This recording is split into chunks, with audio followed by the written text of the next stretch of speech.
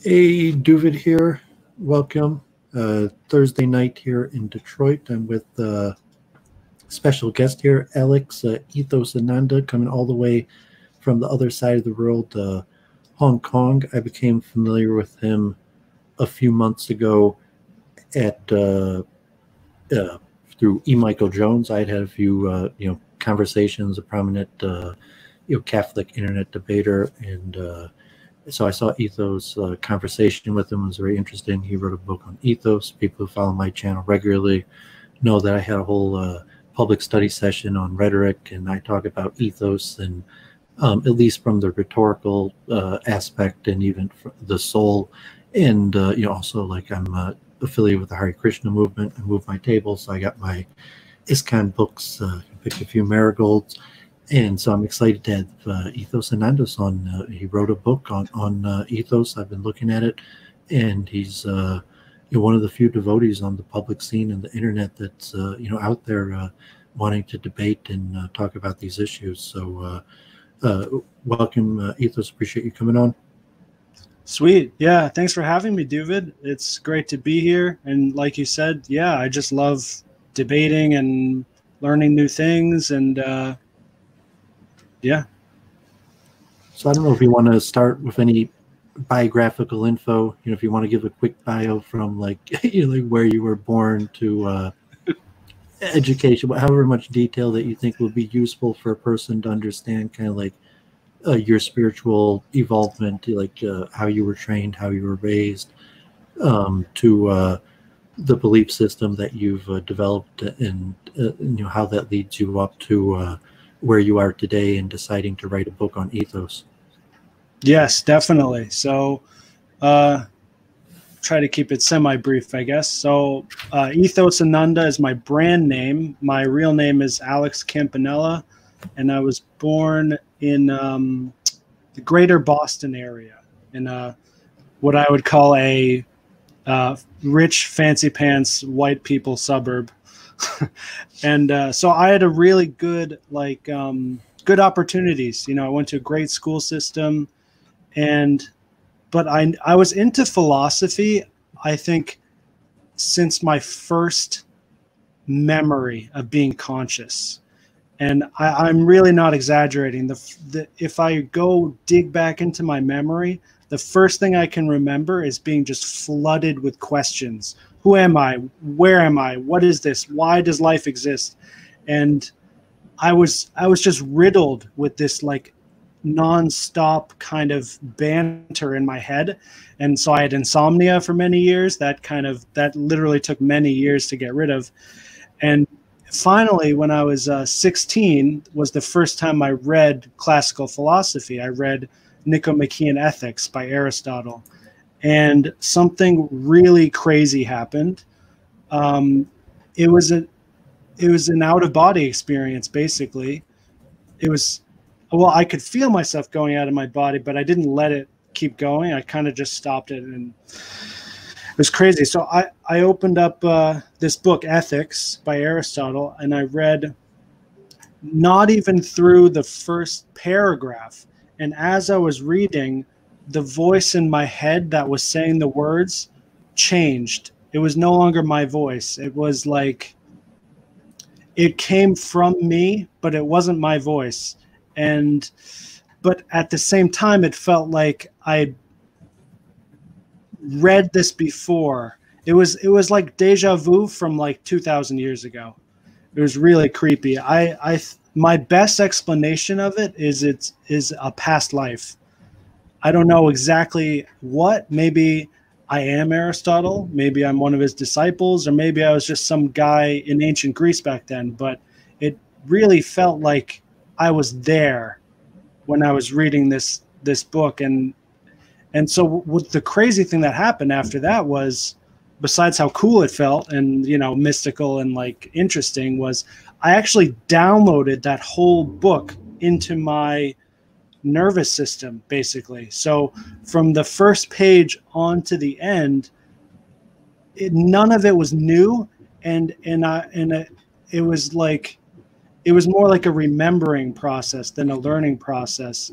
And from that moment until I was 25 when I found Bhagavad Gita. From 16 to 25, this ethics, which I call ethos, was my religion, was my Bible. It was like, I wouldn't, read it every day. It wasn't like a strict thing, but any time I had a serious problem, I would consult ethos, and then it would literally take 2 minutes. I open up to the relevant chapter and I go, oh, that's how it is. And then I would just continue my life. So I've wanted to publish this book since 16. I've wanted to, as soon as this happened, I was so excited. I told all my friends and they all thought I was crazy. And I learned very quickly that most people don't really want to talk about Aristotle and classical philosophy. At least they don't want to get really deep into it. And I really like getting deep into it. So I put it on the back burner until very recently. It was basically Jordan Peterson that kind of gave me the, not so much the inspiration, but the idea that there's actually a chance people will read this. And then after Peterson came Dr. Jones, who was like a similar kind of figure, but a bit more, I don't want to say authentic, but what's the word? Hardcore, maybe? I don't know. Wait a minute, a movement. Peterson maybe has wisdom that could help you improve your life, is where E. Michael Jones maybe is going to lead you into a movement. Yeah, something like that. I have a lot of respect for both of these guys as intellectuals. I think as far as the ethos of Jordan Peterson, I'm not so sure these days. But as far as the logos of like what he talks about, the wisdom, as you said, and his intellect, his work in psychology as a professional psychologist is really impressive. And I would still love to see some new stuff if he ever puts out any. So you said I don't know if you want to get into your affiliation if you became a devotee, but you're saying there's two parallel things where one, as a teenager, you come across Aristotle's Ethics, which I had read in high school. I had a good social science teacher, and my dad had a copy of Aristotle's work, and I loved that book, and kind of consulted and read it, changed my life to a perspective to know that there was Aristotle and Plato, had powerful opinions on almost every single issue and just a systematized way to think. But do you have a greater like spiritual enlightenment did you become, I don't know, you call yourself Hindu or you're a devotee of Krishna? Is that parallel? Is that separate?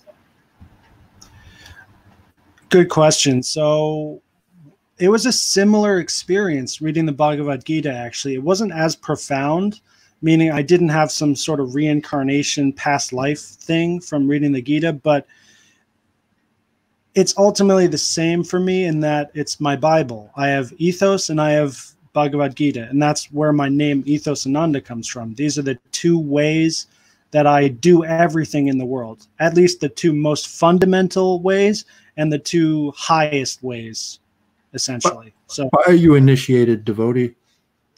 No, I'm not. So my path was very different from every other devotee I've met. I read the Gita by chance. I never met any devotees. I didn't know what ISKCON was. I think what happened was, I looked at the book, the Gita, and I looked at the back cover, and it's like, this is written by A.C. Bhaktivedanta Swami.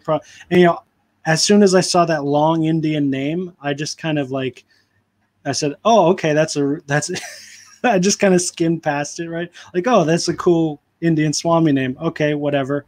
And then he's the founder of the Society for blah, blah, blah. As soon as I saw the acronym, I just skipped past it because, like, I don't care about that stuff, to be honest. And I just forgot about it. But I focused really sincerely on the text, and I really took it to heart.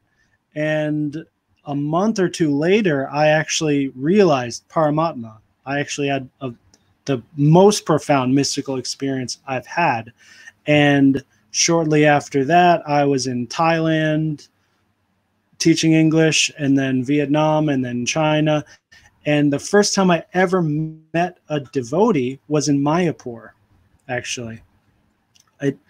I don't know. It just got to the point where I was like, all right, this teaching thing is great, but it's like I kind of forgot all the spiritual stuff a little bit. So I have to go to India. So I went to India, and I just like went to Mayapur, and then there was at that point when I started doing japa and like being part of the movement, so to speak. But as far as the wisdom of the Bhagavad Gita, keeping that in my life, that's been essential since age 25 up until now. I'm 31.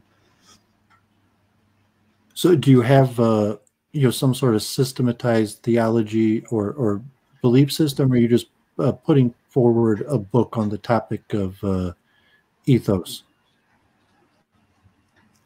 So Ethos, it does not really have a theology in it, right? But like you can apply it to theology. So basically how I'd say it is this. Ethos is a complete and exhaustive system for human life 90% of the time. The 10% where it doesn't work is pure spiritual, transcendental, mystical topics, and that's where you want Bhagavad Gita or the Yoga Sutras, the Diamond Sutra, or the New Testament, or so you need something more like that to fill in the what we might consider as the most important part of life, but it's also the most difficult and subtle aspect. But for having a good family, having a good job, and like that majority of the material life we have, Ethos gives you literally everything you need to complete that life excellently. Yeah, when I was in high school, I'm not sure if you know the book Mortimer Adler, Aristotle for Everybody, and that was a book that I had to read in high school, and was introduced to Aristotle and kind of like how Aristotle could answer these questions, and since then I've always liked Aristotle. And then when I got to Israel and yeshiva, like Maimonides, Reb Moses Maimonides, the Rambam, who was in Spain to Egypt to Israel like 900 years ago, basically is like a neo-Aristotelian, and he says that Aristotle is like the highest that you could be without becoming a prophet, and then largely molds Judaism within the Aristotelian mold, which maybe different Catholics and Christians did, and which is odd because you combine that with the Vedic wisdom. And I think obviously Alexander the Great was the student of Aristotle, who waged war in India, and the legends of like Juggernaut. Normally I'd be going to Radhanath the summer, because COVID-19 we haven't usually there's like 4 or 5 in my area, but COVID-19. But supposedly Alexander the Great sees Radhanath, the Lord Juggernaut, and that's where you have the Hellenized word Juggernaut. The Jains have legends that they cursed Alexander the Great, but I was saying that, okay, Judaism went through a neo-Aristotelian phase, and now your average Orthodox Jew largely lives according to a lot of these Aristotelian ideas, because it's become amalgamized into most religions, even Islam, Christianity, Judaism. However, so to say Hinduism, Vaishnavism, like, no, I don't think you have like neo-Aristotelian Vaishnavas. And even historically, you say, okay, those two cultures that God forbid waged war against each other, that Aristotle, the results of Aristotle's teaching. Maybe we should wait to discuss this later. If you want to just go into talking about your book, what your book's about, what people should expect, the kind of wisdom to gain for, and then maybe we talk about my questions on ethos after you fully introduced your book. Yeah, I definitely want to talk about ethos more, because and this is why I'm really happy to publish the book. I think the timing is perfect. It may be difficult for many people to. Here's the thing. it should be easy to understand. If you graduated from college and you start reading this book, you should be able to read it and understand it. But to actually do it, to live it in your life, to fully integrate it, that is what really matters. And that's what, like, no one is doing. So here's one thing I did, which was really, I think, well reviewed and sort of successful, so to speak. I did a lecture on conquering nihilism, despair, and postmodernism using just the first verse of Ethos. So this is how powerful this work is. Now, by the way, this book is it's Aristotle's book. I didn't actually write this. Aristotle wrote it. I reimagined it, rebranded it, essentially. So Aristotle is the producer, and I'm the DJ.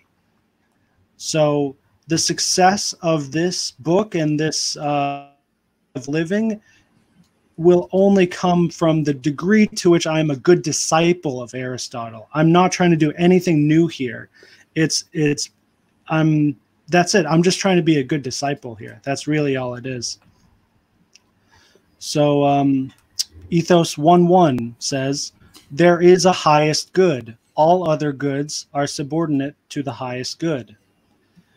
It's really simple. It's just 2 sentences. But when you actually fully extrapolate out of that all of the consequences and implications, there's no more relativism. There's no more, oh, that's just your opinion. That's just my opinion.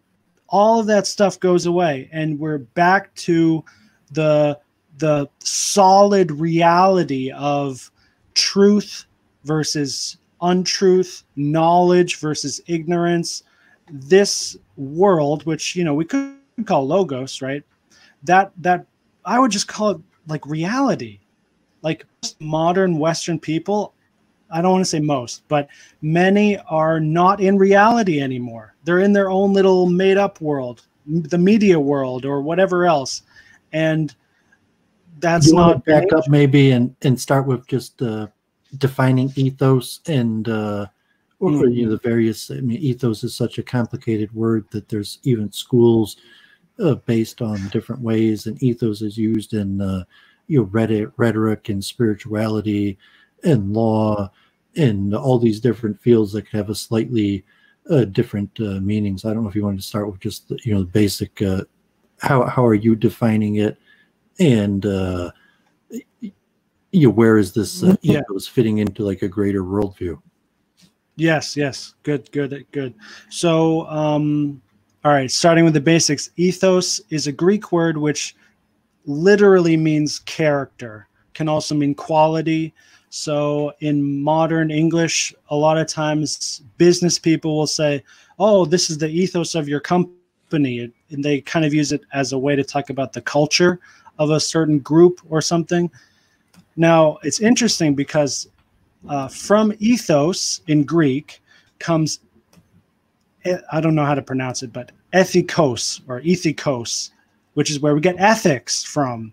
So the heart of this is that, I mean, what's making ethos different from every other ethical treatise I know, and also all the self-help books like 12 Rules for Life or Tony Robbins or whatever else, the Stoics, the Stoic movement, all that stuff.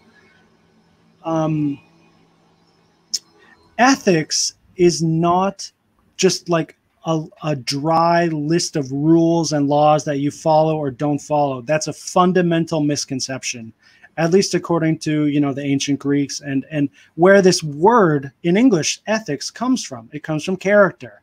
So the name of the game in ethics is not doing good, but being good. And we can only be good by doing good many times.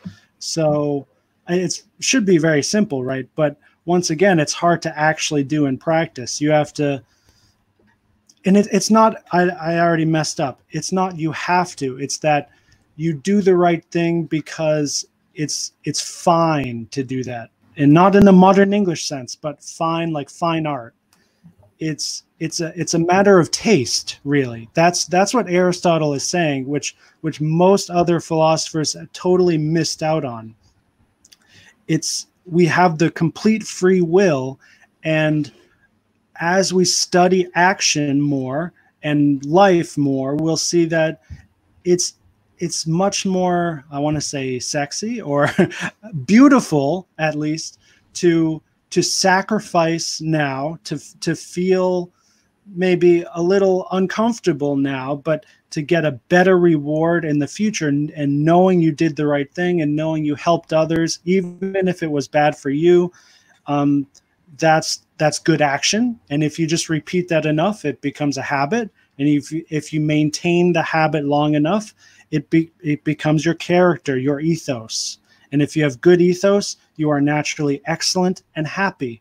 And even if someone fires you from your job, which has happened to me more than once, even if you're suspended from school, which has happened to me, or you have to go leave to another country, which has also happened to me, when you have a solid base in character and ethos, you can do anything you want and you'll always win, because it matches the structure of our human material reality, which naturally rewards good ethos and punishes bad ethos inevitably.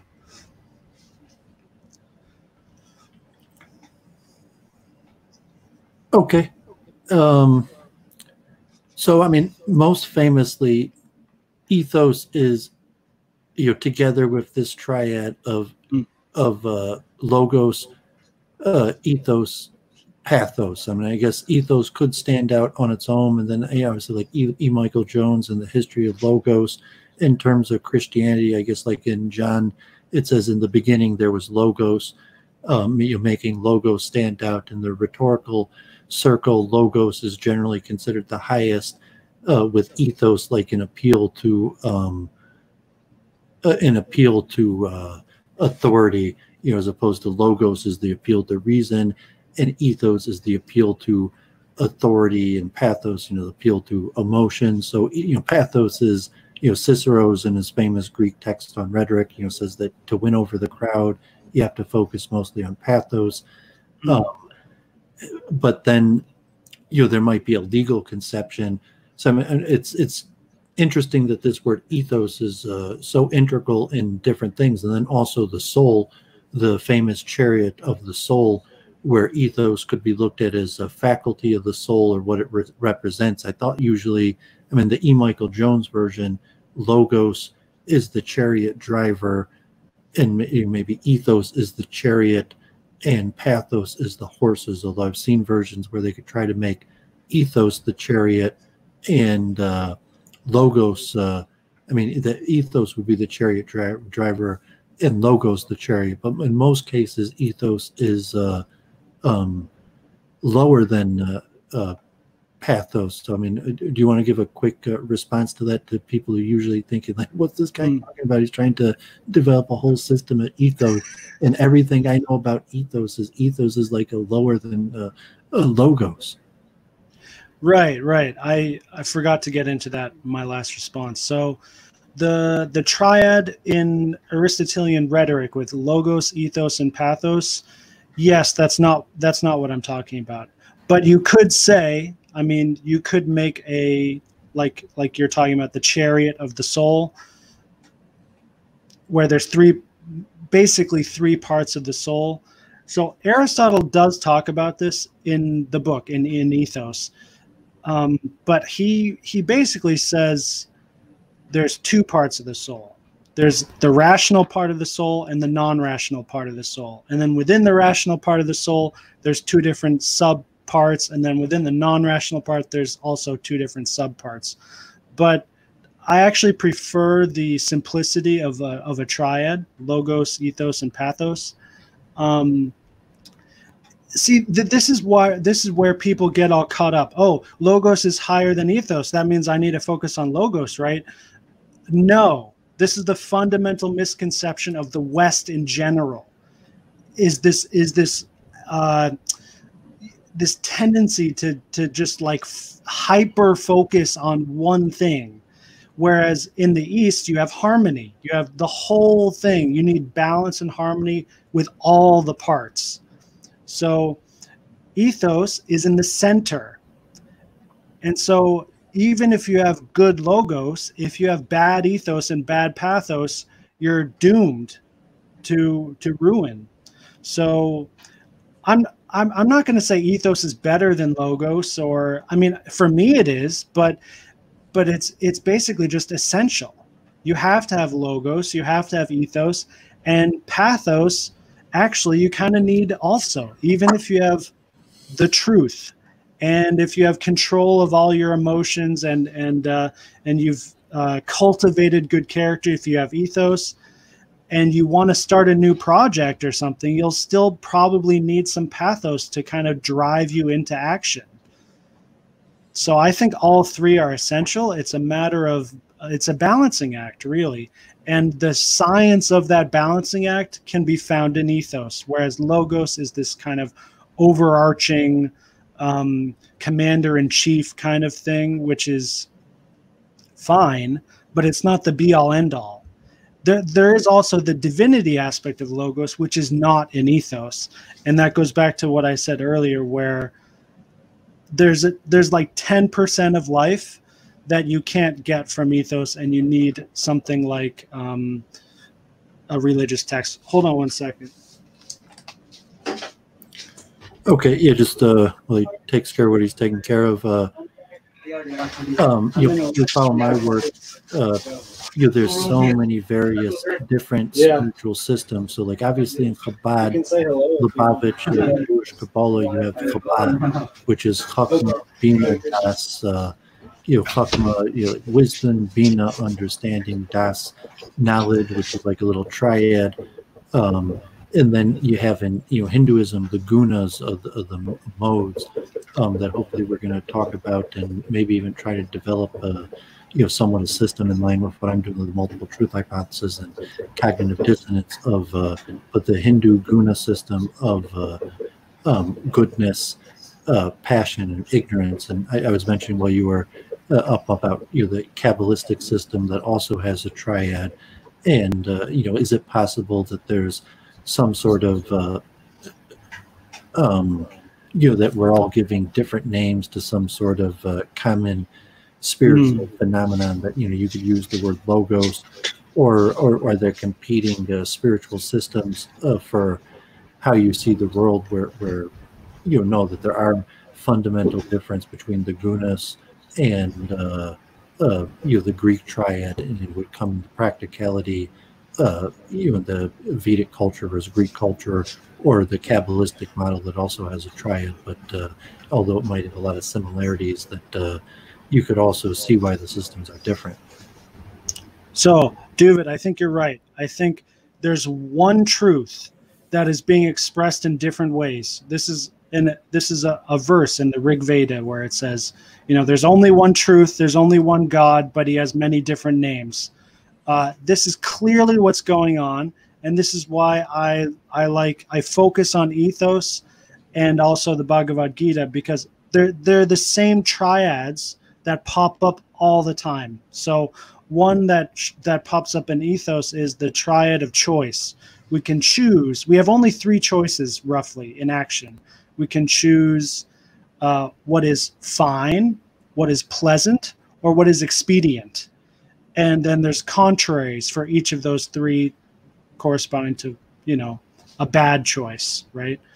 And that number 3 just pops up everywhere. So it's something that, to me, I think it works really well, better than really well. It just seems like ontologically true. And I just see it everywhere. The Bhagavad Gita has the 3 modes. There's also the 3 worlds, the higher world, this world, and the lower world.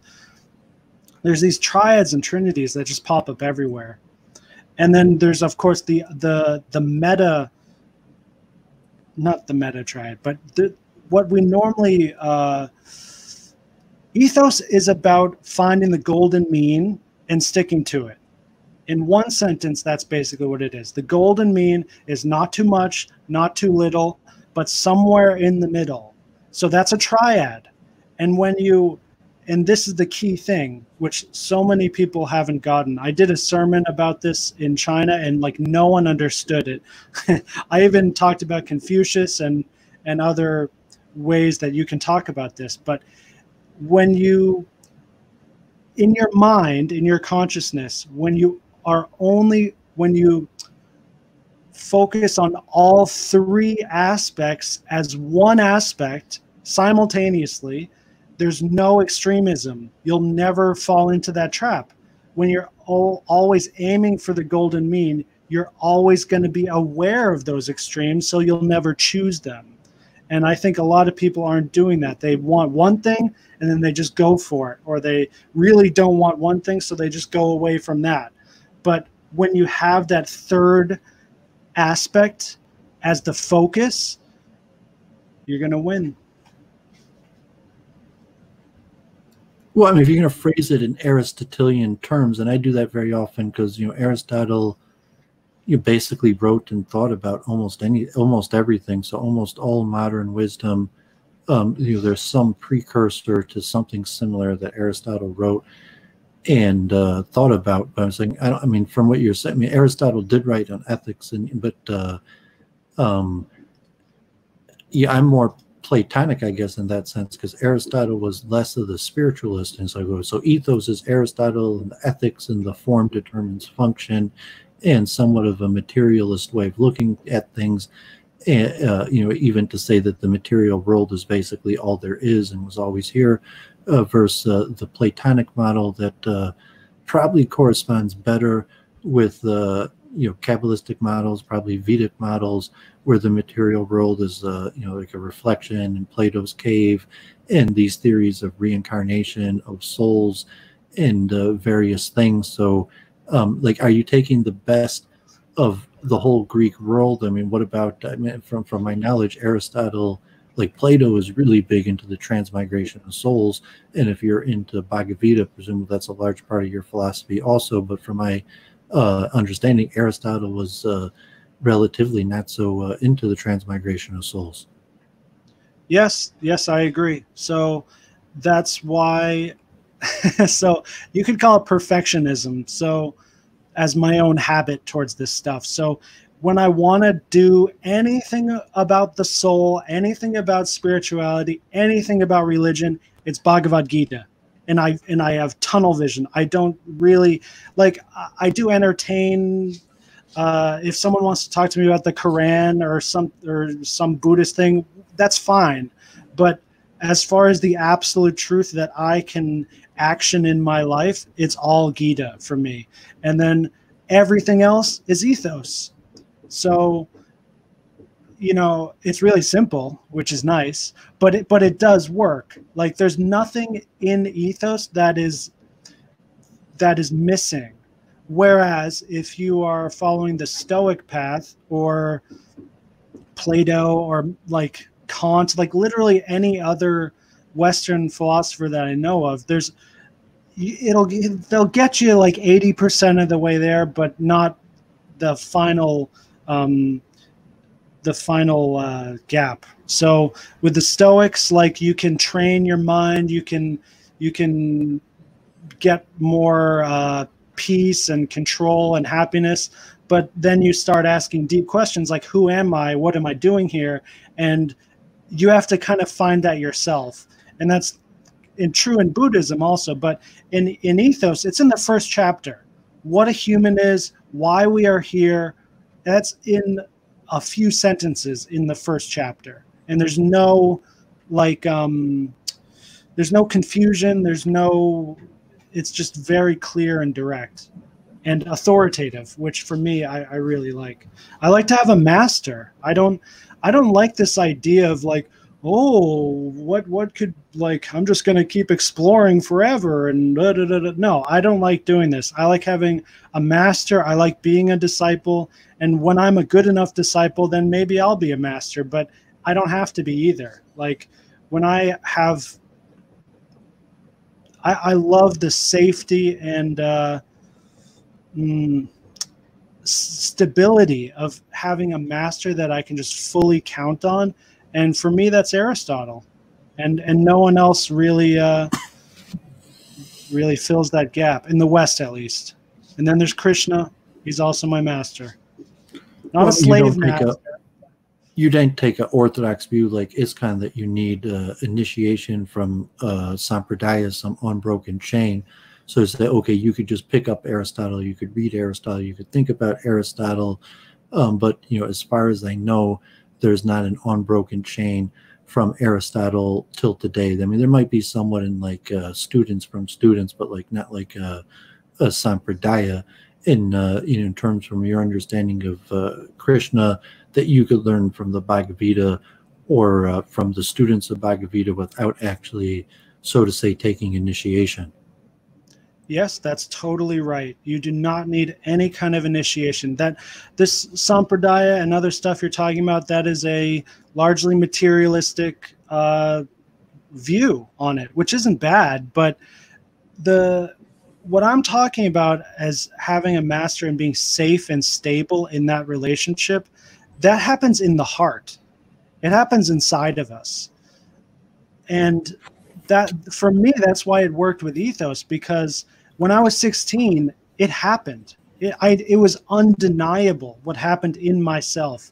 I didn't need to do anything else. Oh, have you been to Mayapur? Yeah. Have you seen the Temple of the Vedic Planetarium? Yeah, I was right next to there. I didn't get to go inside. This was in 2018, I think, or 17. I forget. They said they'll plan to be done in 2022, I think.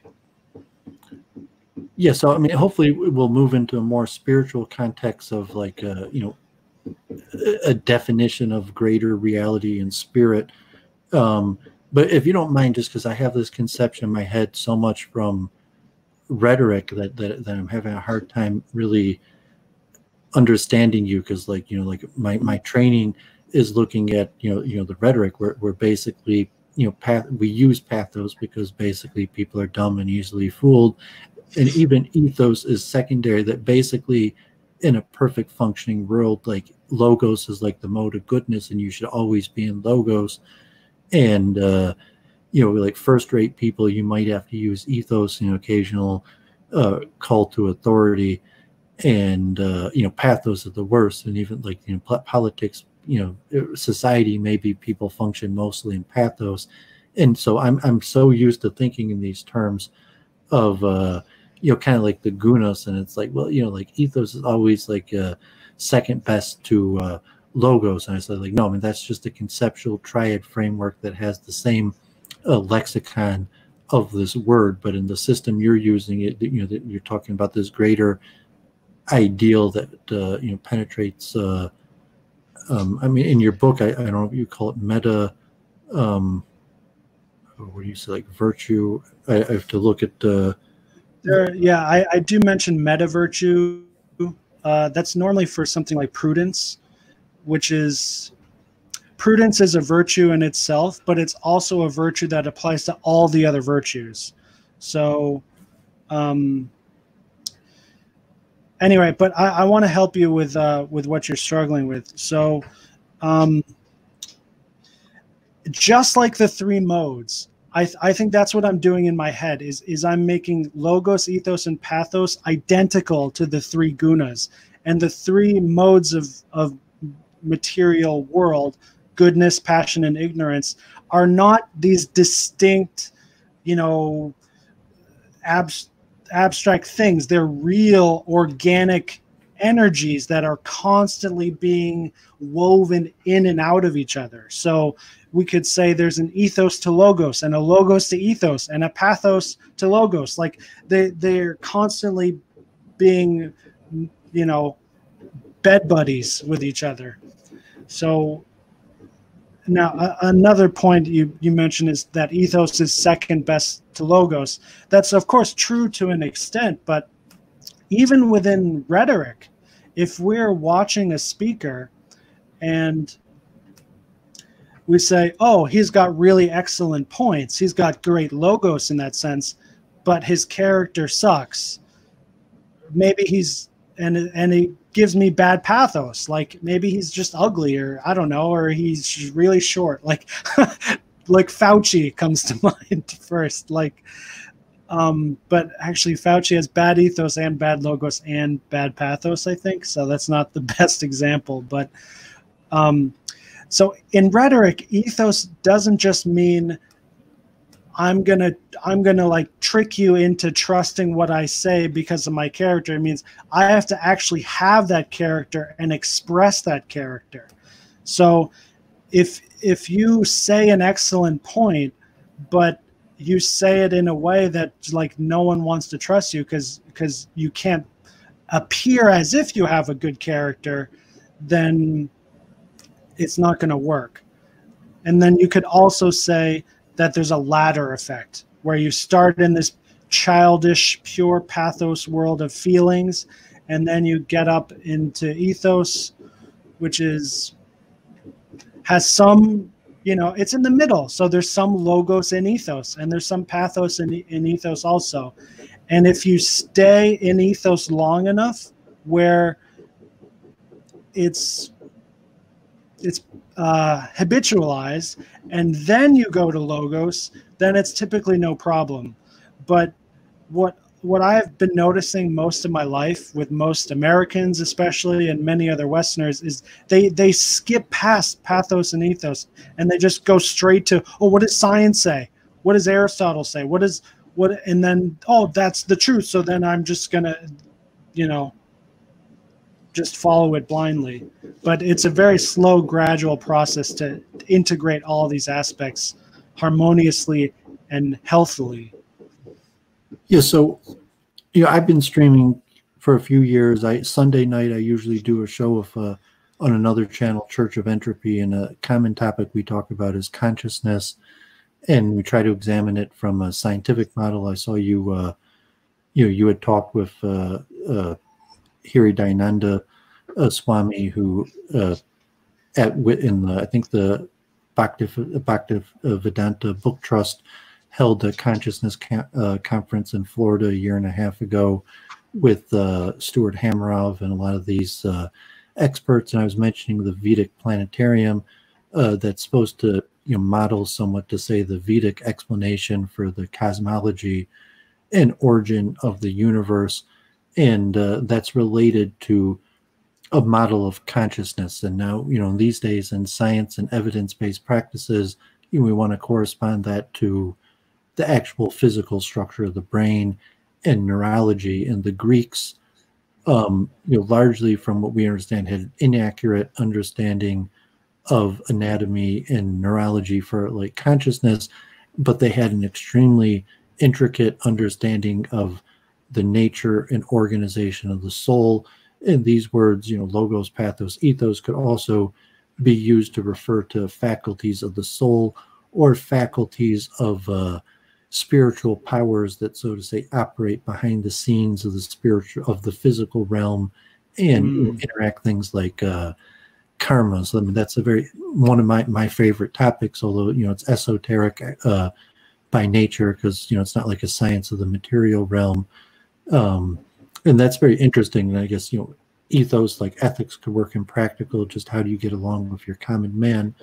But then also you're talking about, like, well, what is the real structure and nature of the universe, and how does the spiritual and material realms interact? How does karma work?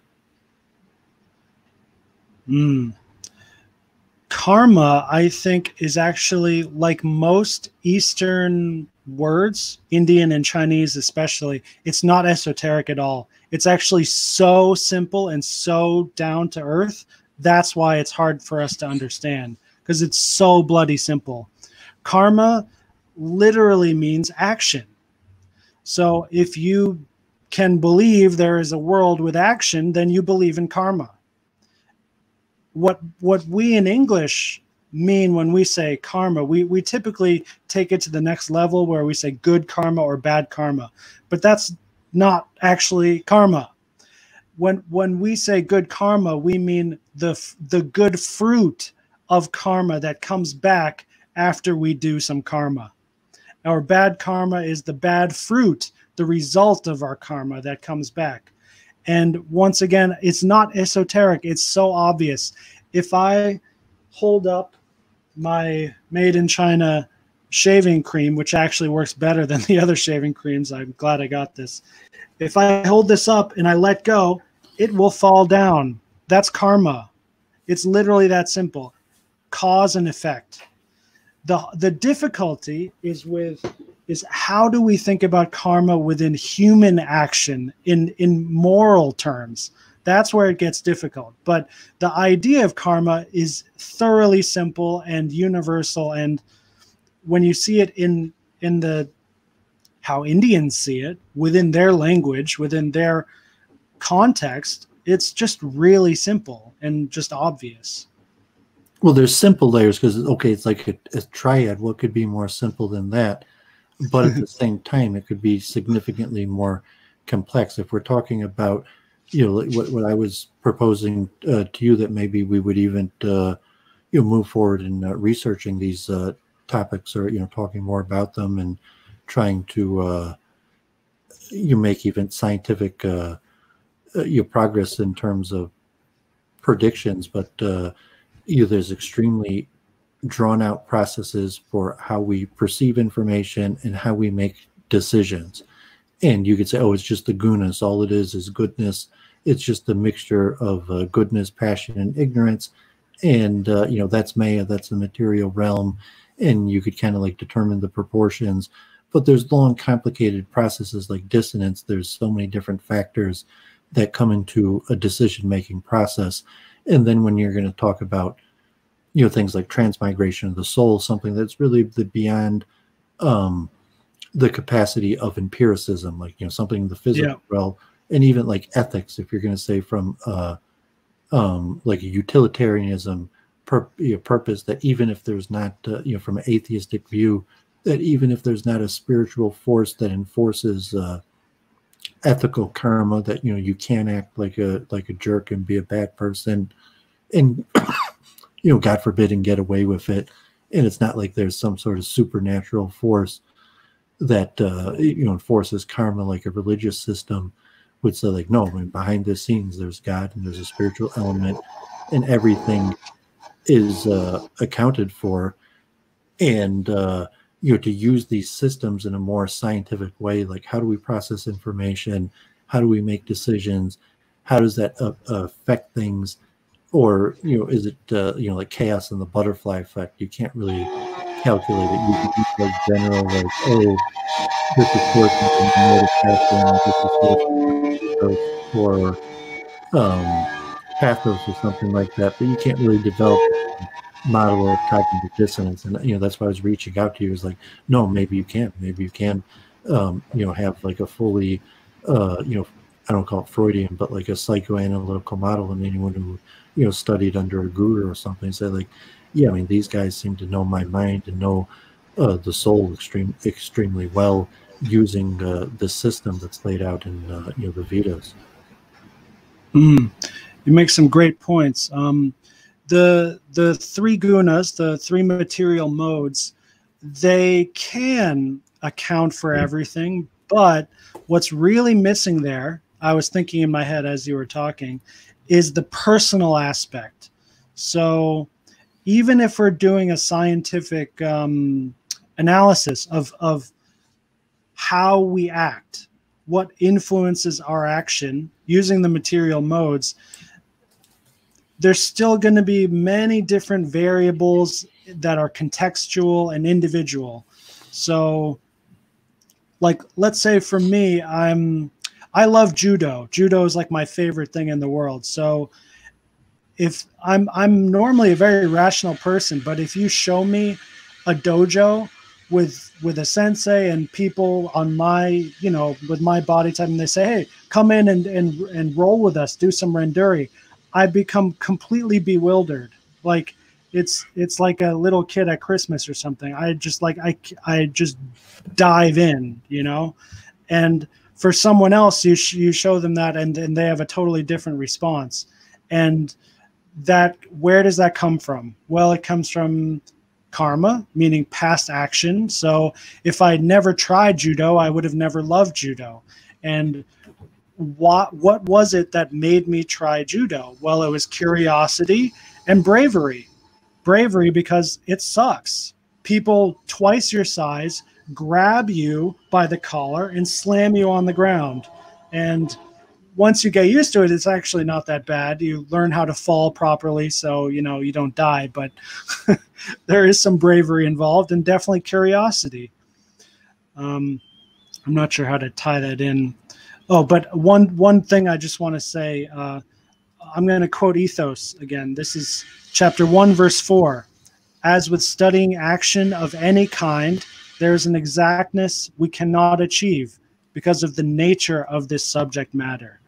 So I totally appreciate and support your intention with making this scientific, but there's, as you said, there's some things that empiricism cannot touch. If you're trying to work with transmigration of the soul using microscopes or telescopes, you're never going to get it. And likewise, when you're trying to study something like action, like human action, there's just, we have to surrender to the fact that we will never get the kind of validity and reliability that we get when we study force and speed with balls falling down hills, Which you say it's like, the temple of the Vedic planetarium or these things, through scripture, we can get a hint for, the Judeo way of my saying, for the God's eye view that, there's a creator who scores everything, and all spiritual things. It's not like judo where, you're taking action, reaction of physical and redirection of energy. You're saying in the spiritual realm, what goes around comes around. Although you can't calculate it, but we believe that there is a system, and that the acharyas, the sages, the prophets, whoever, through your communication with the divine of some sort, have been able to give us a glimpse of this method that God uses to run karma, so to say. And we can never fully understand. Maybe the soul, you might be able to argue that the soul actually understands it, but from the material perspective, like in the limitation of being in the material realm, we really can't get it. However, we could recognize that, these forces are out there, and the more you understand them, the better success we're going to be at navigating karma. And whatever the goal of the if you say having a happy life or a good material existence, if you believe in going back to Godhead or having taking a better birth next life, or whatever that goal is, but at least understanding and aligning ourselves with ethos will universally improve anybody's life. So I want to clarify. When Aristotle says there's an exactness we cannot achieve, it does not mean we cannot calculate these things, because we can. We can totally calculate karma and how the material modes affect us. And this is something I do incessantly all the time. And it's really messy, right? It's really subtle. It's really abstract or whatever, but you can actually notice yourself getting better. So one example, I still remember, this is from 2 years ago. Duvid, you're familiar with the Ekadasi, right? Yeah, for anyone in ISKCON, they would know, or Vaishnava culture, but it's something related to the lunar calendar, 2 days a week, where a person either does a full fast or no grains or limited activity. And it, I guess would have astrological significance that it's 2 times every month based on the lunar cycle. Is it the new moon or the full? I'm familiar with Ekadasi, but I'm not holding at the level to know and make special observances. But I've friends, I guess, or associates that are holding at the level where they chant extra rounds and dietary restrictions. But if you want to add to that explanation, then why you're bringing that up. So I would, for those who are completely unfamiliar, I would just say it's fasting 2 times a month. And how you fast can depend on what you want to do. For me, it's something I have been observing for years, but I don't do an absolute fast. Like, I definitely will not eat grains or beans. And there was this one Ekadasi 2 years ago, and I know I cheated. I forget how it happened, but oh, you know what it was? I had a full work day that day, and I missed breakfast, which would have been a couple fruits, which would have been fine. At the time, I was teaching kindergarten, which is like really physically demanding work, right? And I had a little piece of bread. I don't know why I did it. Maybe I didn't think it was Ekadasi, or I did, and I just said, oh, I'll just get the next week Ekadasi. Anyway, from eating that little piece of bread, I got sick. And I got sick for the next 2 weeks. I was sick until the next Ekadasi came, and then I fasted, and I was fine. And I as I was introspecting about that, I realized, why did I get sick? It wasn't just because I had some grains on Ekadasi. It's because the way that I had grains was especially bad. I had the worst kind of like processed bread, which I knew I shouldn't have taken, and I took anyway lackadaisically. And that's where ethos fits in. It's not just that I broke the rules. That's kind of standard ethical thinking, and also true for what we'd call logos, where there's the rules and you follow the rule or you don't follow the rule. But there's a whole lot more to it, which is ethos, which is how you're doing it. So it's not just that I broke the rule, because there are other times where I accidentally took a grain without realizing it, and I was totally fine. And I could sense that there's like just very little bad karma coming to me from that. But at this particular day, I really fucked up. Pardon my language, but I did it at the worst time for the worst reason. And it was, the worst kind of grain. So I was punished. Or you could say the material modes punished. I don't know, whatever. But as you think about this more and experiment with it more, you get more of a sense, at least for you, for what good karma or bad karma will come to you. The more you think about it and practice it, the more you'll just get a better idea of it. Okay. Yeah, awesome. We've been going about an hour. I think we got a little over 10 people. I got this guy, Ultra T. It's probably Moo Legos is probably his account also, and he is like half the chat.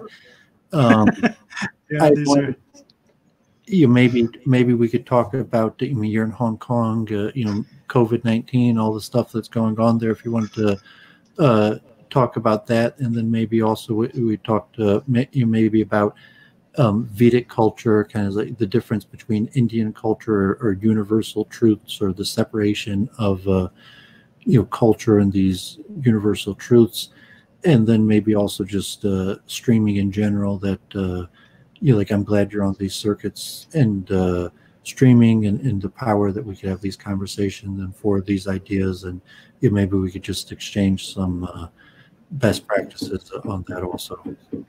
Yeah, for sure. As David, as we were talking earlier on Messenger, the problem you and I have is we're a bit too friendly. We're a bit too much in agreement. So as far as giving the masses what they want, I have been in a perpetual state of failure in that regard for my whole life. And I don't know, what can I say? Like, I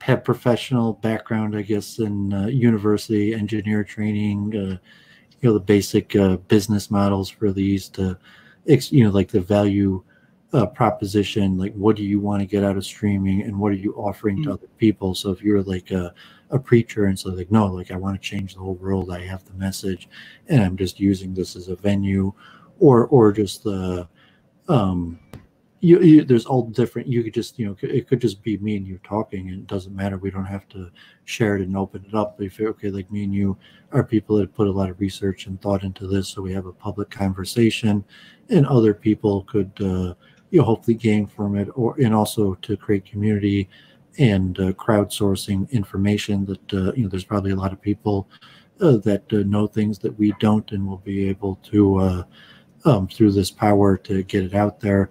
And then also, kind of like, okay, I want to reach a bigger public. I've thought about these issues for a long time.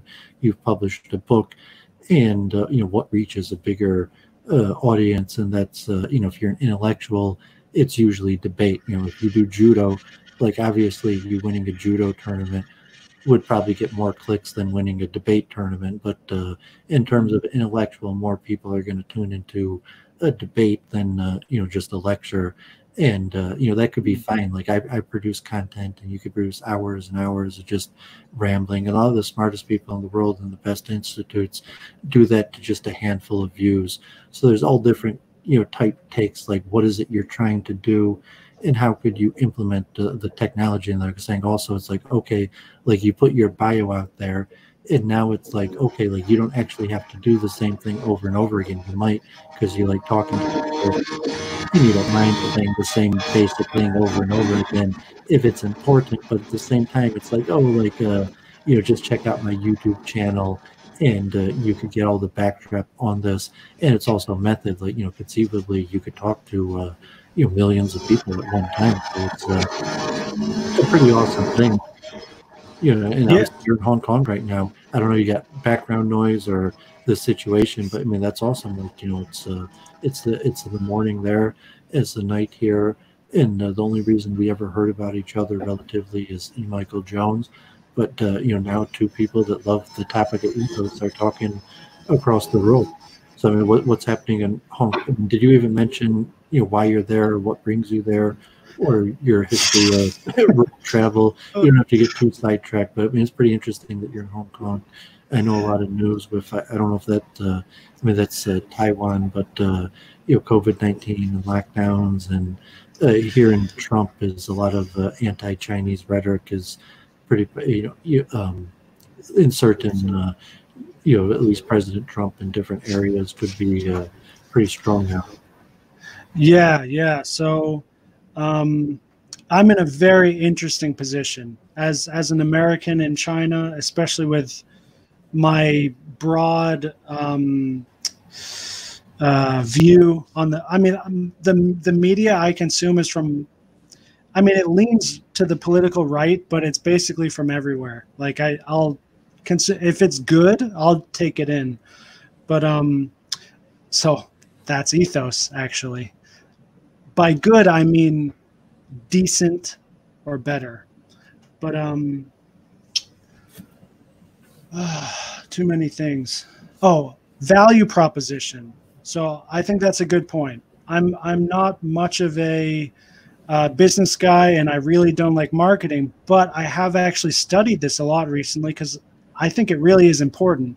So for me, while I do enjoy this discourse, and I can always do this with you and many other people, what my heart is doing is teaching. I'm an English teacher, and I will definitely continue that for a long time. And I've just started coaching also.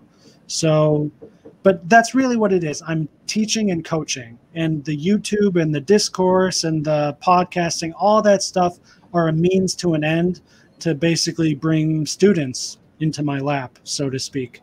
And so I have an ethos coaching program. Actually, I have only had two or three clients so far. I don't even like to use the word client, but for someone who understands that there's something like missing with the modern Western world, and they kind of get it, but they need like some extra help in like really doing it and living it.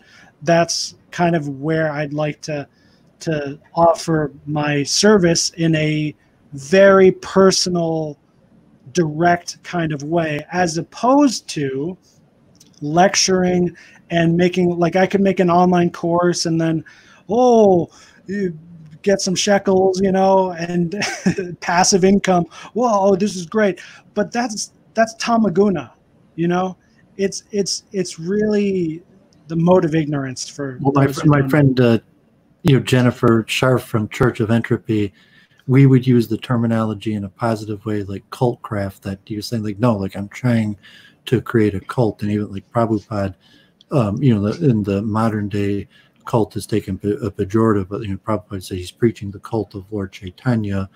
And the olden days where Christianity could have been looked at as the cult of Jesus Christ, or certainly in the Greek world, probably the school of Athens, Aristotle, Pythagoreans, and could have all been considered cults. So you're saying, like, in that way, like, no, I mean, you're trying to create a cult around what you're doing,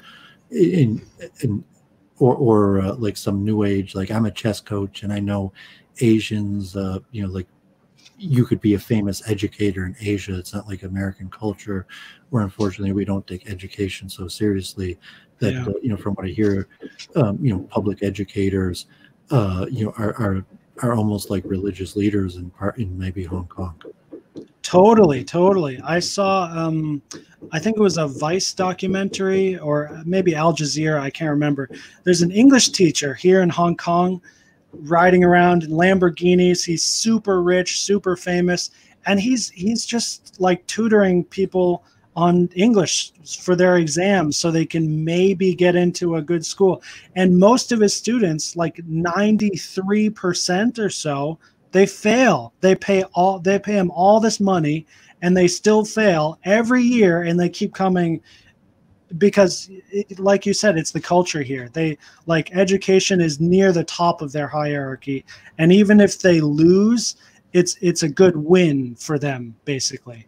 So that's why I've been living here for so long, because I'm a teacher. I love teaching, and they know how to do that here. So last year I was teaching in a middle school, and this is Chinese style. So I came in and I met the principal. He said, "Hey, how's it going? Hey, have some tea. So you come work for us." And I was like, "Okay." He said, "Okay, you start next week. Bye-bye." That's it. And then I just show up in the classroom and they say, "Go." That's all it is. We know what teaching is. We know what learning is. You do it. You do good job, we give you money. We give you more money. You do bad job, maybe we have problem. That's it. There's nothing else about it.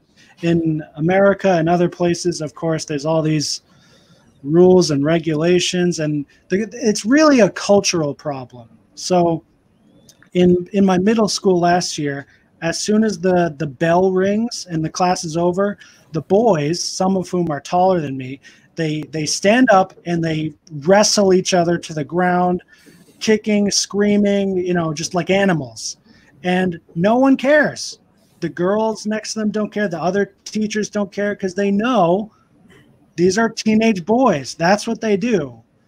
Of course, in America and especially Anglo-Saxon nations, New Zealand, Canada, they go, "Oh, no touching. Oh, we all, it's a totally different thing." But here, if you get good marks, that's it. The rest of it doesn't matter. And it's actually very socially free here. Like, the one reason I love China and I stayed here so long is I have more freedom in China. I have more social freedom, free speech, free action in communist, atheist China than I do in America. Yeah, ironically, I usually hear extremely good things about China from the people who actually go there, although that could be explained through different reasons. I mean, and then if you're there with someone who's offering a unique skill, I don't know the competitive market, or if that could change, and maybe the concept of group strategy, where ethnically there's a proclivity to act in a certain way that for whatever reason you've been capable to adapt to, or you're saying, like, no, any Westerner could get along in China? Or is it because you have unique skills and proclivity that you've been able to adapt and thrive there?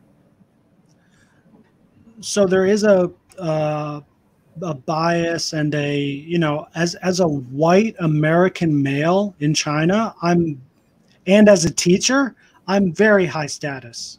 Like, that's just, you know, I have a huge leg up in that sense, which it's privilege. It's actually real privilege.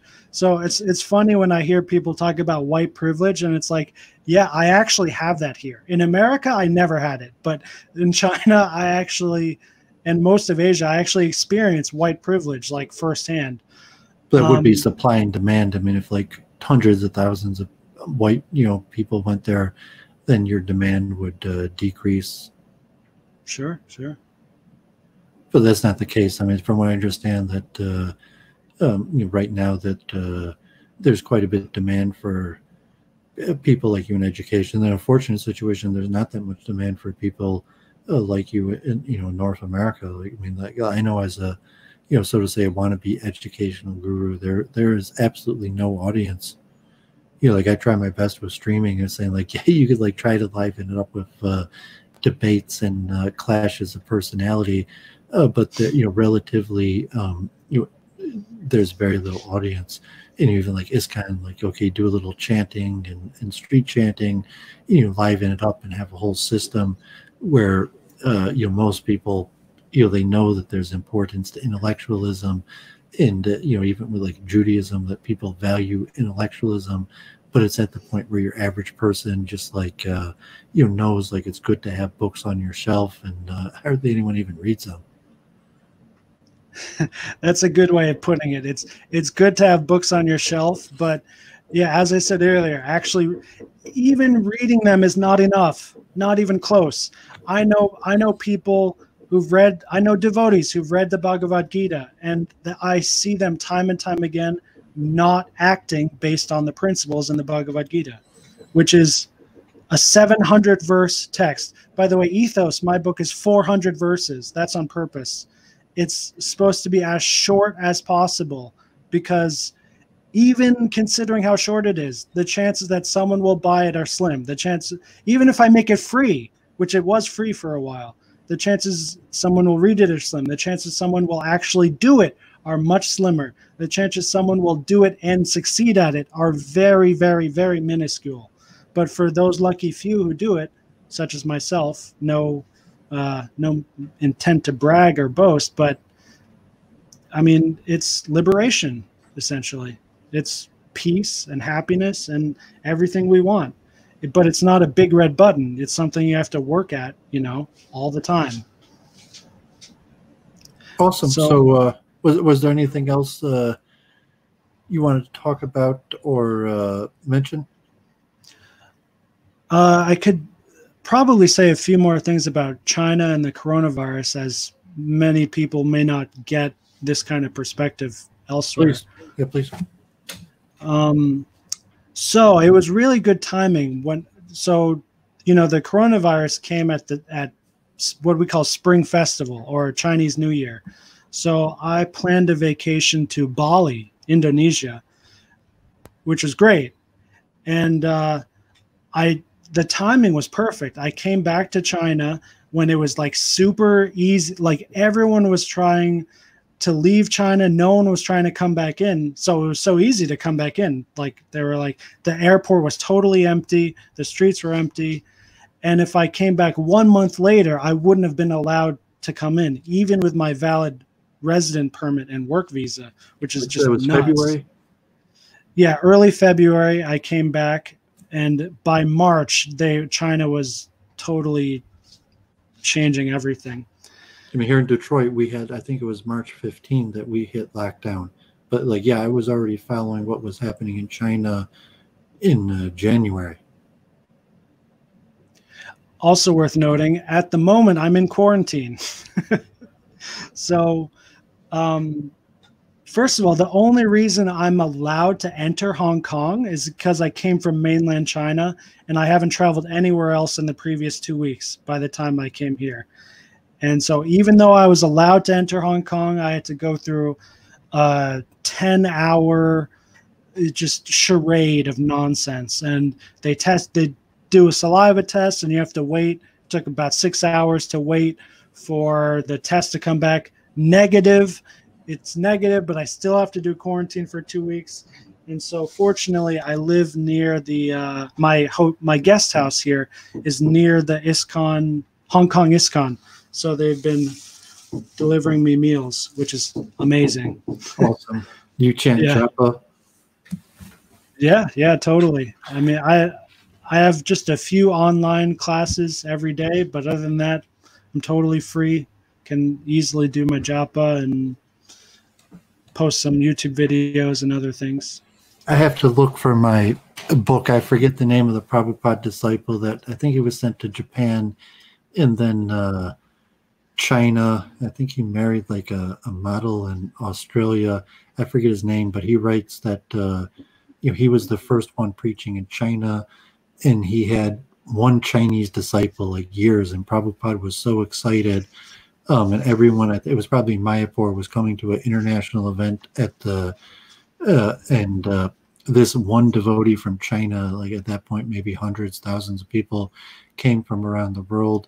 And the only guy who got stopped in customs or by immigration in India was the new devotee from China.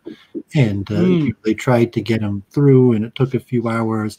And eventually all the devotees left and, went on to the celebration. And, just this one devotee was there waiting for, they finally let him through. And but Prabhupada, was so important to him to have his first Chinese disciple there that all the thousands of people all around the world, the first question he asked, I forget the name of the guy, is like, where's this man from China? And and then they had to go through like because I guess everyone was just so excited to be at the event, they weren't putting that much thought into what are we going to do to help the Chinese devotee. And I think I really sad. I should have looked, the name slipping me, but Gopal Krishna Goswami comes to Detroit every year, and his assistant is from China. I mean, he's already a Swami on his own, but he serves Gopal Krishna Goswami, and he comes together with them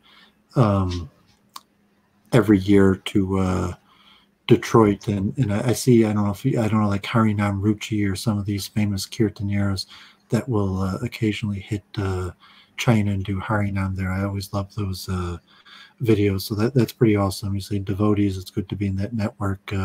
Like I used to take part in, I do food distribution. I'm not an initiated devotee, but food distribution is something that I do. And it probably, like, I would be encouraging, I would be at the temple willing to pack you up one. And so that's, pretty cool that in Hong Kong, it operates basically the same way as here in Detroit. Yeah, it seems like it.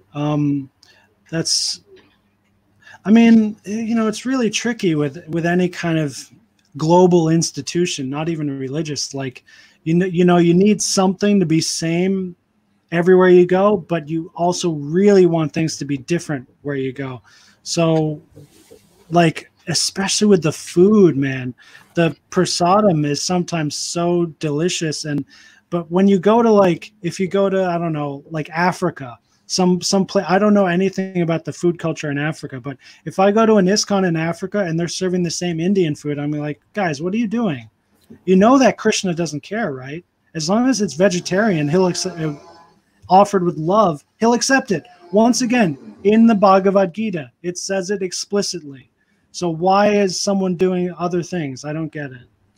You know what, I really enjoyed when you, at the very beginning, when you first talked to E. Michael Jones and you were showing these Chinese characters and, the nature of the character and the relation to its deeper meaning to what it might mean in your Western equivalent. And I studied linguistics actually for a while. I studied a whole bunch of things, but even like 2 years in university, I formally studied linguistics, and I tried to learn the basic precursors of China.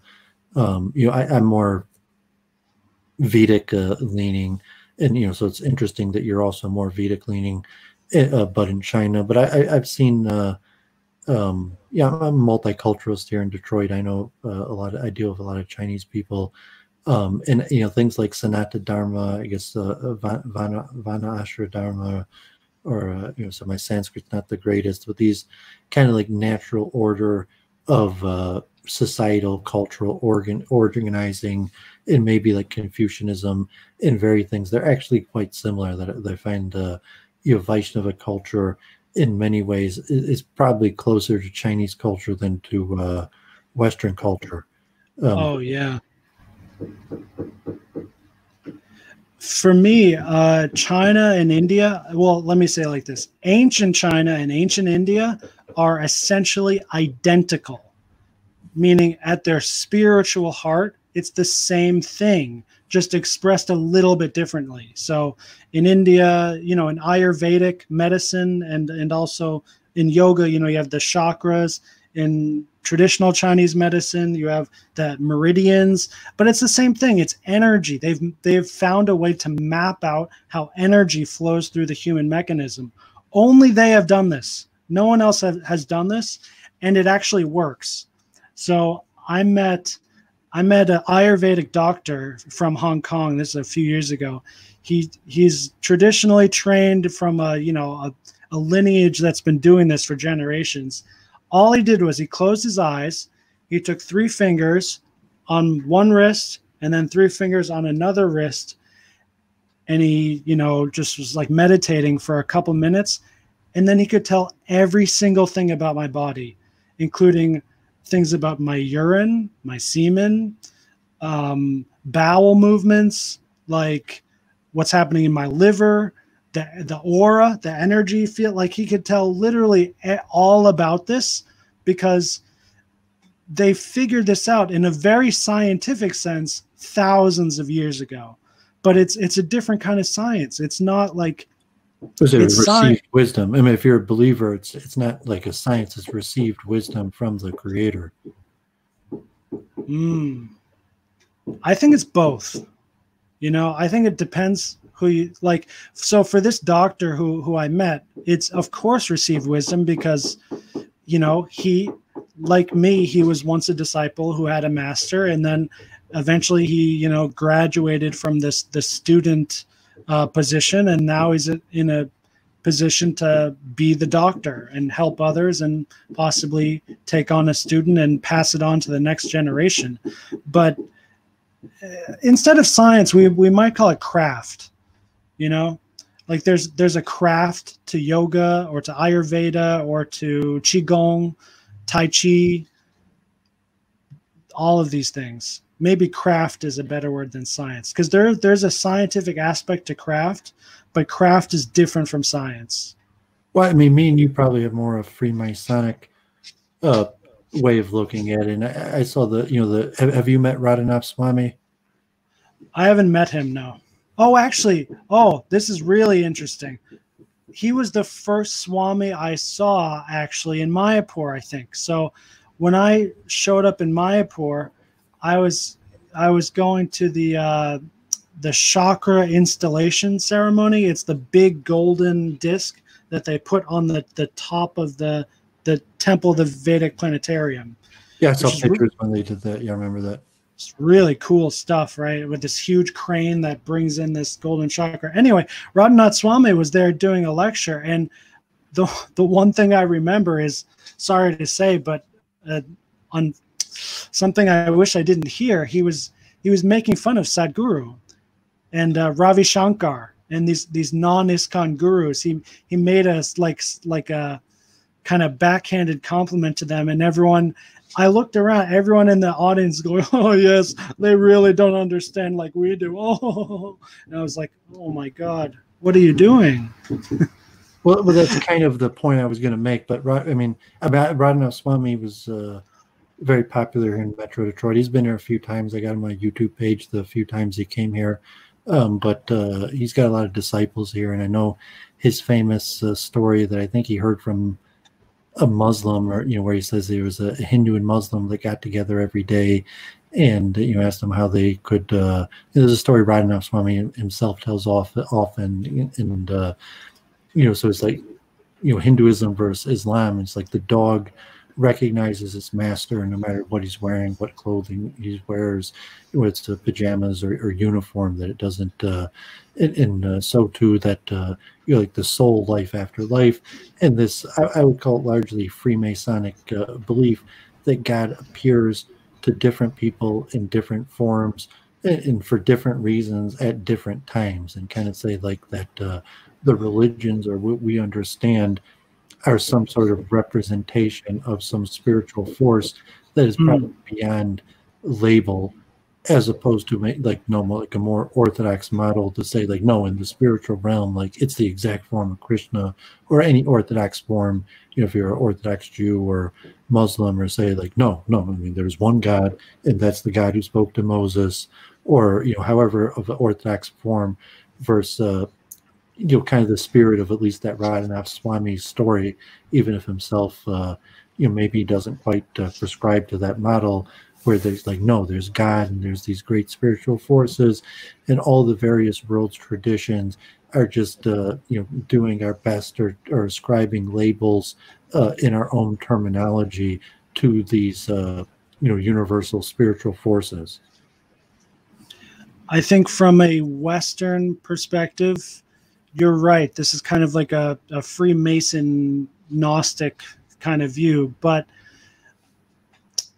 the traditional view from Prabhupada, at least, is there's only one God. And, Prabhupada and myself choose to worship Krishna as he is our, favorite incarnation and most personal manifestation of what we in Sanskrit we call Brahman, right? The supreme, or in Chinese, Shangdi, Tian, or Allah. But there is just one God. That is actually the traditional Orthodox Vedic conception. Orthodox maybe isn't the right word here, but I mean, it's not like I say I say Yahweh, and you say Krishna and they say Allah, and it's all just different names of saying the same thing. I mean, Prabhupada might have said things that sounded like that on occasion, but he wasn't like, no, like, when I say Jehovah and he says Krishna, it's just a different way of saying the same thing. I mean, in terms of like a potent chanting energy, maybe, but it's like, no, at the end of the day, he believed that the one true God is Krishna. It's not like the one true God I call Krishna and I call Jehovah and he calls Krishna. You say, okay, because the one true God is so great that you could be confused and worship some lower form. But at the end of the day, if you're promoting your tradition, you're saying, no, at the top of the Godhead, that's the God I'm worshiping. It's not just the name that I call God. That's that is similar to the name that you call him by. Well, I think we have very different perspectives on Prabhupada. I don't think that's true. I think Prabhupada was really genuinely happy to meet Christians and Muslims who were pure devotees in their line. Now, someone who is not a pure devotee, someone who claims to be Christian but they're not following the rules and regulations, that's not someone Prabhupada or myself really cares to talk with. But God forbid, I wasn't trying to, because Prabhupada has so many different statements and spoke to so many different people, and especially you could take out a line, so I wasn't saying that I guess theoretically I'm psychoanalyzing Prabhupada because that's what I do, but no, I wasn't trying to I was just trying to make the point of the possibly a Freemasonic approach where it just says there's these forces and there's one true God, a grand architect, and you could refer to it in different ways. In my saying, of course, Prabhupada was authentic and liked meeting the world, but at the end of the day, did Prabhupada think your religion is equal to my religion, or did he think no? At the end of the day, it's Krishna. And, saying you're not a bad person if you follow your religion honestly, but no, the top of the Godhead, it's not some force that could be called this or could be called that. It's, it's Krishna. Yeah, I think I disagree. I don't see Prabhupada in that way. I'm not saying that I'm just hypothetically trying to examine, God forbid that I'm saying no, this is what Prabhupada thought. I'm just hypothetically trying to examine these issues. Right, I am too. So I admit I could be wrong, because like you say, like we have many different statements of Prabhupada. Some are positive and negative about different subjects. Like, so, and this is an interesting example, because yes, he does say Krishna is the supreme personality of Godhead. That's how he translates Krishna into English, actually, right? But and then he also says someone who is chanting the holy names of the Lord and who is pure and doing their best, they're a Vaishnava, just as he is. He has said both of those statements simultaneously. So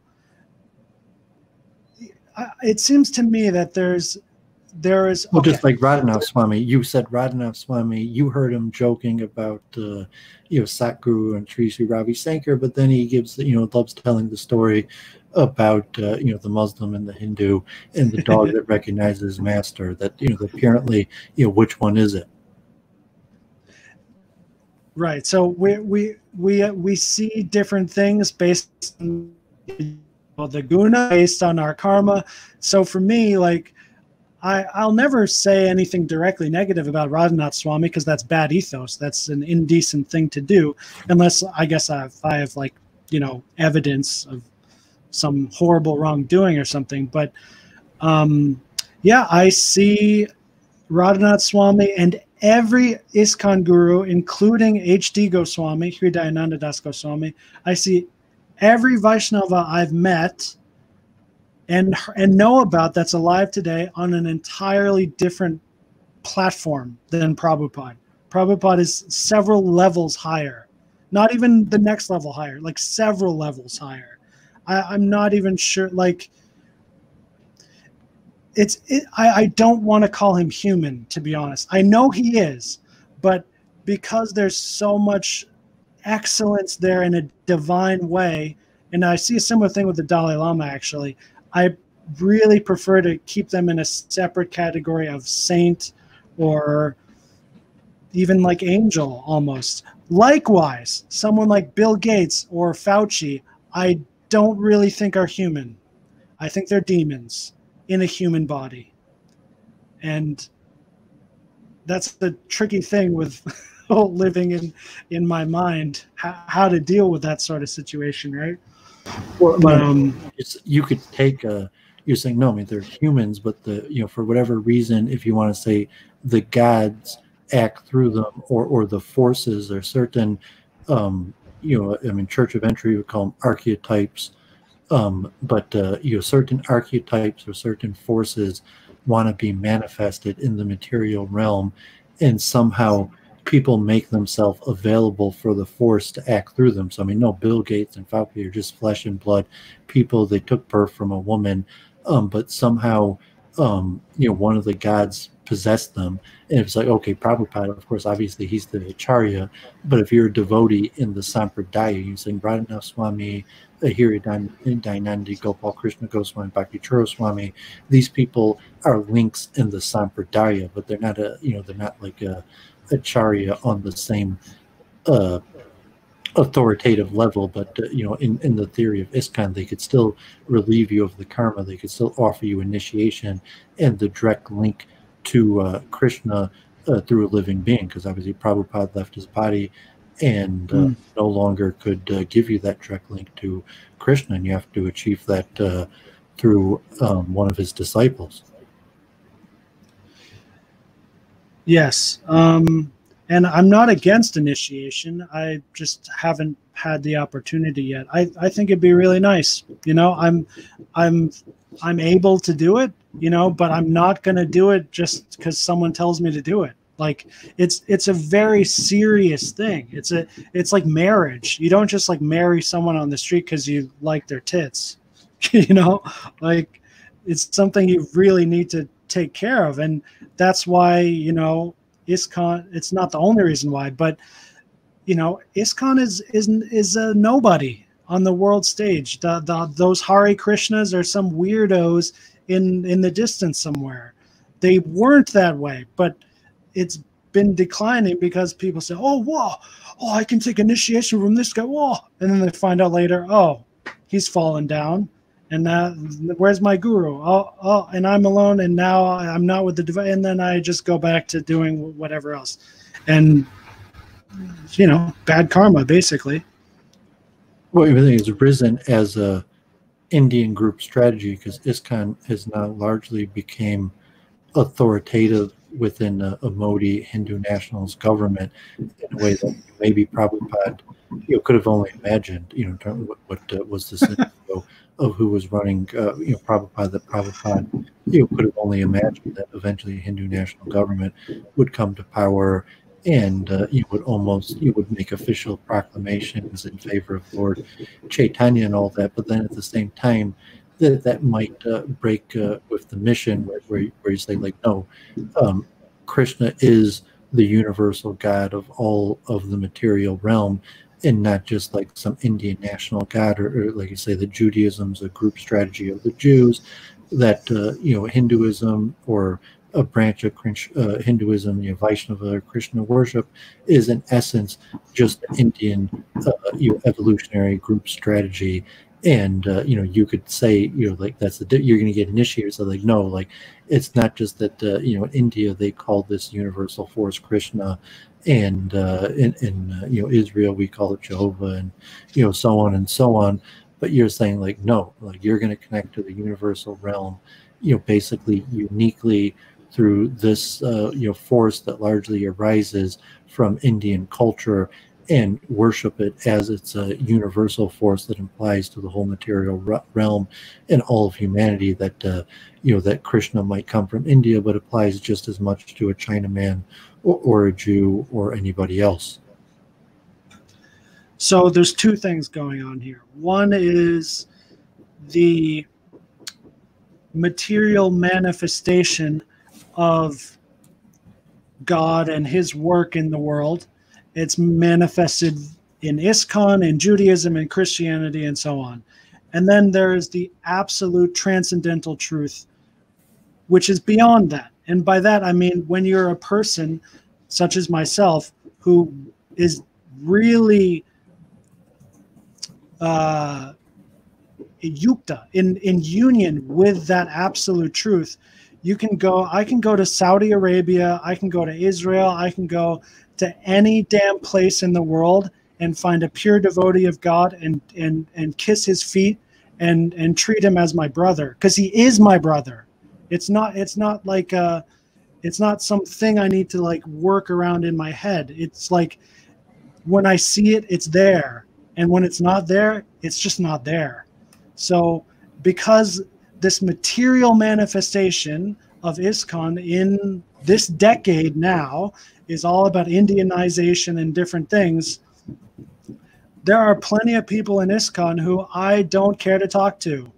Like, that's great, they worship Krishna, but as soon as you say something really nice that's from the Christian world, which is relevant to us, and it's like, oh, look, they go, oh, no, it must be like this, it must not be like that.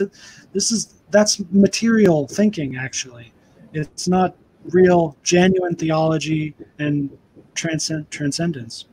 Okay, great. I got my streaming partner showed up, Jennifer, Church of Entropy. I mentioned to you, she's got kind of Arya Samaj leanings, of background in physics. We've been streaming for over a year and a half. I think she saw your video. I mentioned it on our stream when you first streamed with E. Michael Jones talked to Hare Krishna, and I mentioned it this week. So I just thought I'd ever pop on because she's in these networks of obviously her theology in many ways is pretty similar to yours, but if you start debating, like like I'm sure you could debate about a lot, but yeah, I figured you're here. I'll bring her on to see what she says. Sure. And we're trying to maybe widen our streaming circles, and also we're big into this debate culture. So exciting. Got Ethos Ananda that has got his ideas. He's an author, and he's interested in jumping into these internet debates. And obviously Jennifer, she's got her own theory of science, quantum mind, and reincarnation. So we're always excited to have someone who's publicly preaching reincarnation. Sounds good.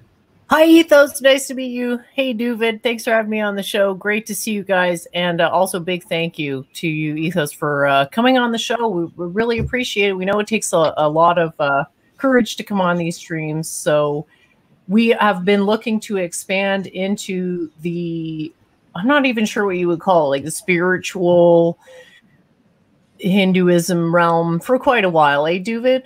Yeah, where is Spaceman again? We have a little bit of an international audience. We have one regular that I think is also teaching English in China. But, you know, generally I have, you know, like I'm pro-Hasidic and pro-Jewish, but also have Hindu leanings. And then we debate with kind of like a lot of white nationalist, right-leaning, you know, people. So even our opposition are part of our crew to some extent. But like our core is definitely the, you know, trying to synthesize science and spirituality with the Vedic you know, perspective. Have you read the Satya Prakash ethos? Are you familiar with Swami Dayananda and the Arya Samaj? No, I'm not. I haven't heard of those.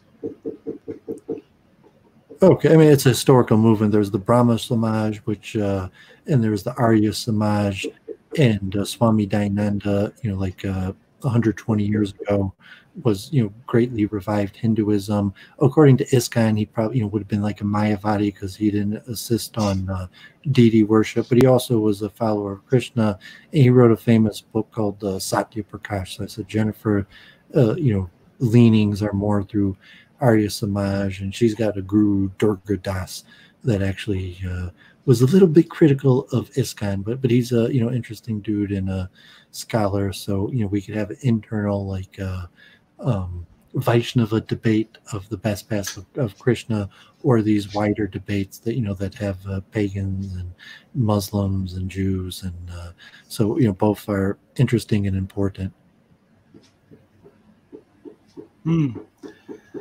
Well, one thing I am still curious about exploring more is the three modes and cognitive dissonance. So I'm not, as I said to you before, I'm not familiar with the scientific literature on cognitive dissonance, but I am very familiar with it experientially. I, especially as an expat living here, like there are sometimes you do like a natural, like, oh, like in India, you know, in India they do this to say yes. They do the head nod or the head shake. So when you do the American style of like that to say yes, they go into cognitive dissonance because they don't know, like there's, you can see it in their eyes. There's two different parts of themselves are fighting with each other for how to respond. It's just so foreign for them. So that I'm very familiar with that experience, at least. Yeah, well, I'm working with cognitive dissonance because it said like the Vedic system, the Kabbalistic system, even the Freudian system is not really based on neuroscience or the anatomy of the brain or empirical science, although you could meditate and examine your mind and say, like, I know through meditation and introspection that my mind works like this, you know, from a scientific perspective. That, you know, that's really not scientific enough. So cognitive dissonance is the science that more corresponds to brain measurements, and that's where all the studies and, you know, and realm. So if you're a believer in the Vedic system, you say like, no matter how consciousness works, no matter how consciousness is related in the brain, you believe that this Vedic model is the ultimate explanation, and, you know, so as they have faith that whatever they eventually discover with consciousness and, you know, the interface with the brain or quantum mind or whatever, at the end of the day, that it's going to be a system corresponding to the ones you laid out in the Vedas. Right. You bring up an excellent point, and that's why I'm pushing ethos as much as I can, because it's the same thing. Like, ethos is absolutely true, just like the Vedas are absolutely true, because many of the verses in these ancient texts are defined in a loose way. So it's very easy to make a scientific study, and then you say, oh yeah, look, it says that right there in Ethos or the Bhagavad Gita or whatever. Like, can I jump in with a quick answer about like your question about cognitive dissonance versus the three modes of material nature? Yes, yes. So you're talking about Tamas, Rajas, and Sattvas, I assume. Have you gone over a description of these three, or we're just jumping in? I showed pictures earlier in the book. Okay, and awesome. If you quickly want to define it in case someone just tuned in, that's fine. Right. Well, I won't go into a big description, but basically, within the ancient tradition, the quantum mind is axiomatic. It's actually an unstated axiom, but it is clear that due to the revealed nature of everything being wave-like, that there's an obvious parallel to be drawn. So when you talk about the Veda, what you're talking about is a subjective-oriented revelation. So it was man that had the Veda revealed to him. So it's already subjectivized, right?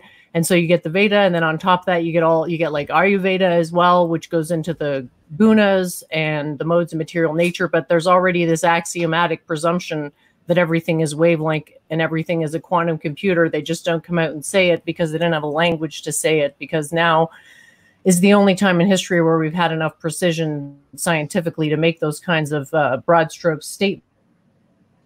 Look at my approach as an objective-oriented approach rather than a subjective-oriented approach, because it's not a revealed religious scripture. It is a revealed approach to physics in an objective sense. So if we're going to talk about cognitive dissonance, the construct of cognitive dissonance only has meaning within this biological, aka objective approach. So when you're talking about the modes of material nature, the term cognitive dissonance could be used there, but there's no direct link, because your insertion of the quantum mind axiom is happening at essentially a different level of your reasoning process. So the idea with cognitive dissonance is that you're expecting something different than what you experience, like with your example that you gave of people shaking their head to mean yes. So you can draw parallels, but you're essentially talking about two different systems that describe the same set of phenomena. One is subjective oriented and one is objective oriented. So that's what Duvid and I do a lot of work on, is looking into the objectively verifiable scientific research that can then be examined within the context of these other subjective oriented systems, including Vedic and others. Okay, so would you say that cognitive dissonance is both subjective and objective? Indeed it is. And you could make statements. You could say, like, well, because a Tamasika person has worse karma, then they will be enduring cognitive dissonance more often, because due to their bad karma, they have more ignorance, and therefore their expectations of what's going to happen next is going to be not as good of an approximation as a person with a more pure karma. And so we can predict, using these two models together, that a Tamasika person will experience more cognitive dissonance than a Sattvika person. Yes, and that corresponds to the meta virtue of prudence, as Duvid brought up earlier, and also honesty.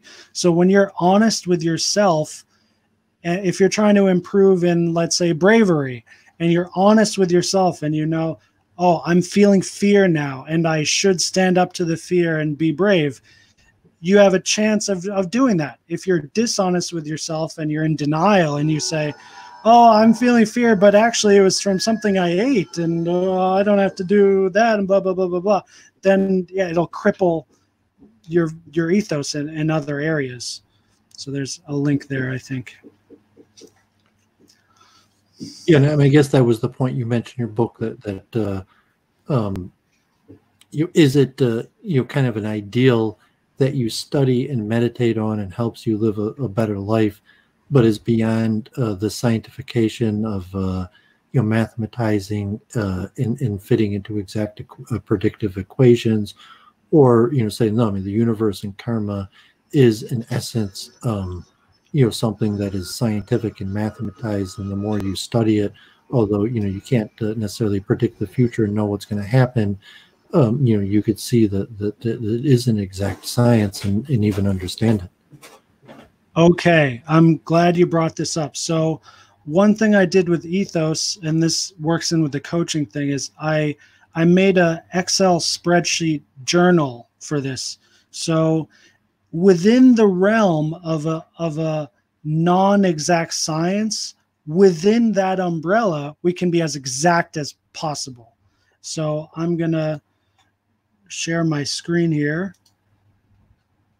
That is such an important concept, because people have a really hard time understanding that even when there's a degree of imprecision, that you can maximize precision. So I'm really glad you got to that important facet.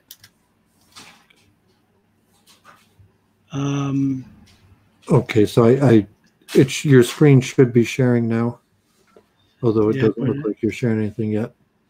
Okay, I tried to do application window, but I'll just do the whole window. Entire screen. Share. Well, I can't do it. Meh. Oh, okay, there it is. Pro tip. Okay, yeah, so now it's working. Okay. So let's go right here. Virtue of character. So here are all the virtues. Can you see this? I mean, people might have to make it bigger screen or zoom. I could see it, I could read it, but it's a little bit small unless someone makes it full screen. Well, I can zoom in here. Do you see me zooming in? Yeah, now I could read it fine. I mean, I could have read it before, but it was small. Okay, so yeah, here's all the virtues, and then I made a numerical system for it. So this is like a rough draft, right?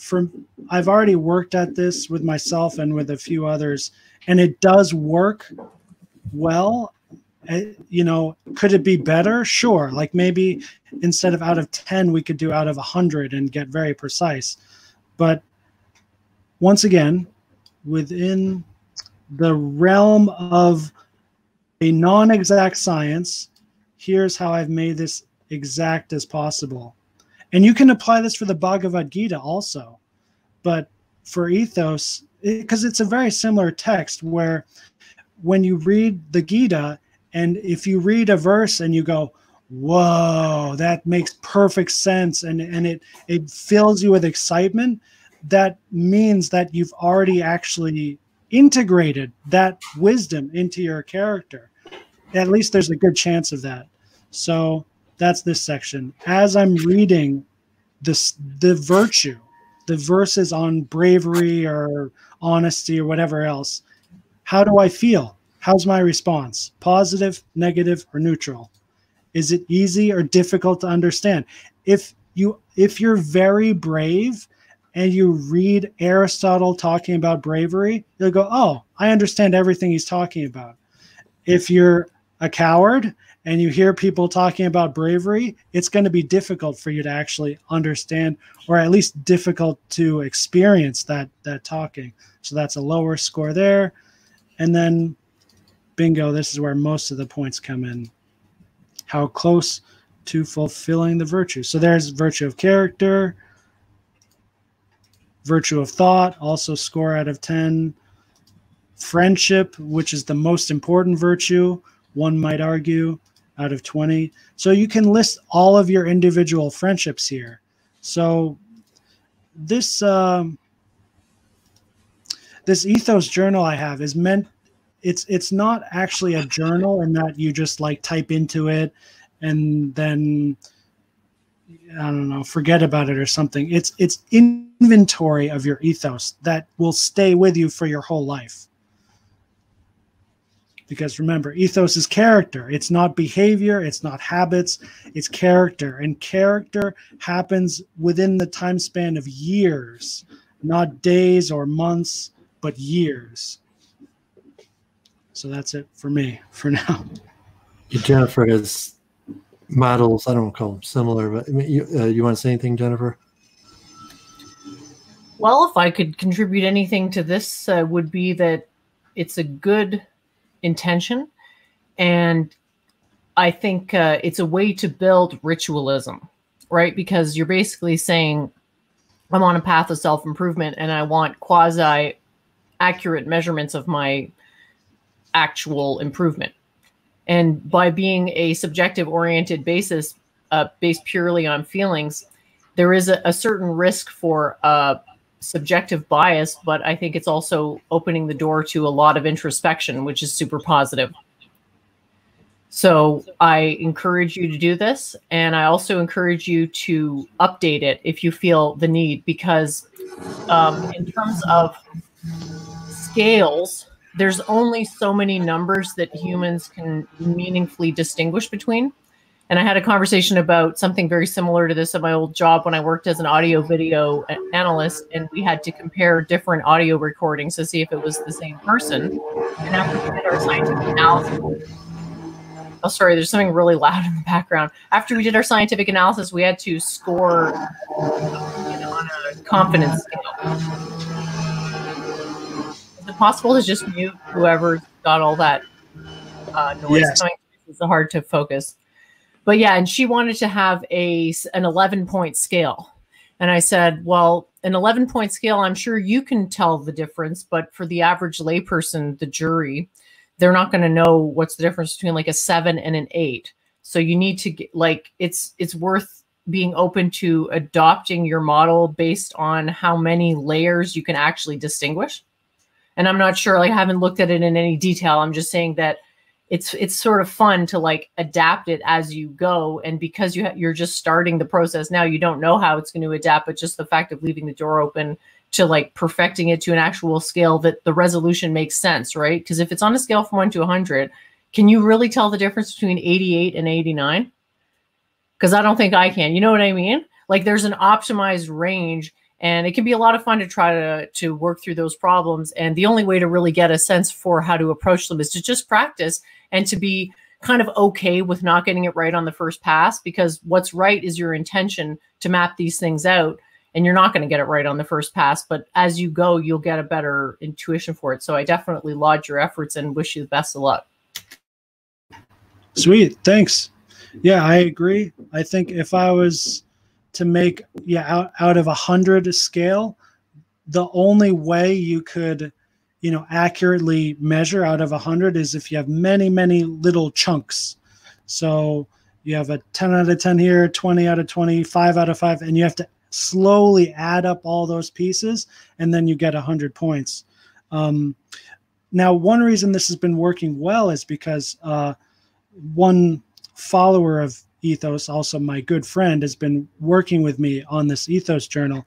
And, when you put a number to it, as soon as you put a number to it, it sticks out, especially if it's a really low number or a really high number. So he gave himself a 2 out of 10 on bravery. And I just thought that's a really low score. And, because it sticks out like that, then like you can immediately address it and ask questions like, is it a problem with the scoring system? Is it a problem with, like, my original thought was he's just very humble, so he probably has a higher bravery score, but because he's so humble and such a gentle soul, he just didn't want to give him a high number. And you just keep working at this and it gets better and better. Now, for myself, I've never needed to journal any of this stuff because I think about it incessantly, and I have a very strong sense for where I am in terms of ethos. And similar with Bhagavat Gita, spiritual stuff, like that's how I ended up in India. I didn't like write down in a note somewhere. These drillers are just like, this is a common thing in China. They're always like building or doing something like this. Hong Kong, China, whatever. It's always like this. Thailand. But yeah, so I got to the point where I knew I had to go to India. I had to find a guru or something, and I just fucking went. So for me personally, I don't particularly need this sort of journaling stuff, but I know for many others it can be helpful. And so, this is what I've been working on. Yeah, I mean, it's completely natural to feel a compulsion to serve others when one has been blessed with a certain degree of clarity of vision, right? Like, it's not everybody who gets summoned to India to learn. right? Like it sounds like it felt like it was an absolute imperative for you. So your intention is to work to bring people to your level of awareness. And I think this is actually a good approach. Like I've done stuff like this myself with my own followers, is like start a journal and track it. Even if it's not the greatest quality, it's never going to be perfect on the first pass, but that's the whole point. The journey, it's where you go from kind of crummy to perfect. That's what gives you the skills. It's you need it, right? And I kind of get that sense from you as like an imperative, like a big brother to share what you've learned. So I really appreciate that. Thanks. Yeah, I guess big brother is an excellent compliment, and probably quite accurate, because I'm still I'm still pretty young. So I can't be anything older than a big brother anyway. maybe an old soul, eh? Just like all of us. I know Duvid, maybe did your ears perk up when he talked about chunking? Because Duvid's talked about this idea before. You remember what I'm talking about with the chunking and the information parsing? Yeah, that's something that is corresponding to neurological evidence of in multiple fields for how the mind works. Yeah, Ethos says he's interested in joining some of these online debate circuits, and I don't know like which the right show or who the right person. I mean, obviously he knows E. Michael Jones and other people. And I don't know like what channel or what show, but you know, various topics like reincarnation or vegetarianism. He likes debate, and seemed open to the idea and an agreement that you know, debating opposition is one of the best ways, you know, teaching ways for these ideas is through public debate with you know, people who oppose these ideas. Well, if I could give a tiny piece of advice, like the guy whose channel you're on, Duvid, is probably one of the top debaters out there. And yeah, I'm also quite skilled in debate. And we've both come to blows with people, and it's been like basically harrowing defeats.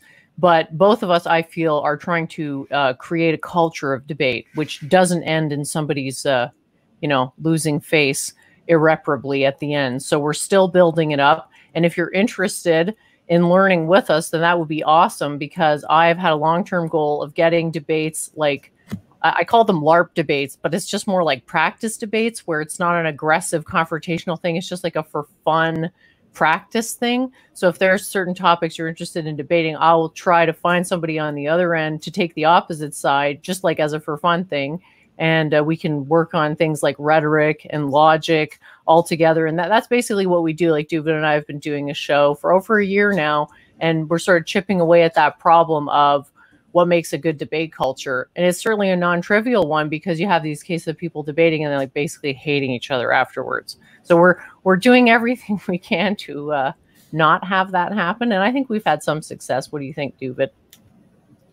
Yeah, and you know, so like if you want to, you know, sort of say join our study sessions to, you know, for better debates, because you know at the end of the day, the good debates require mostly, you know, good preparation, or you know, just keep you in the roster, so to say, moving forward, or you know, our circles if it comes forward that, and then maybe from your perspective, like you know, if you're looking, you know, what are the scenes.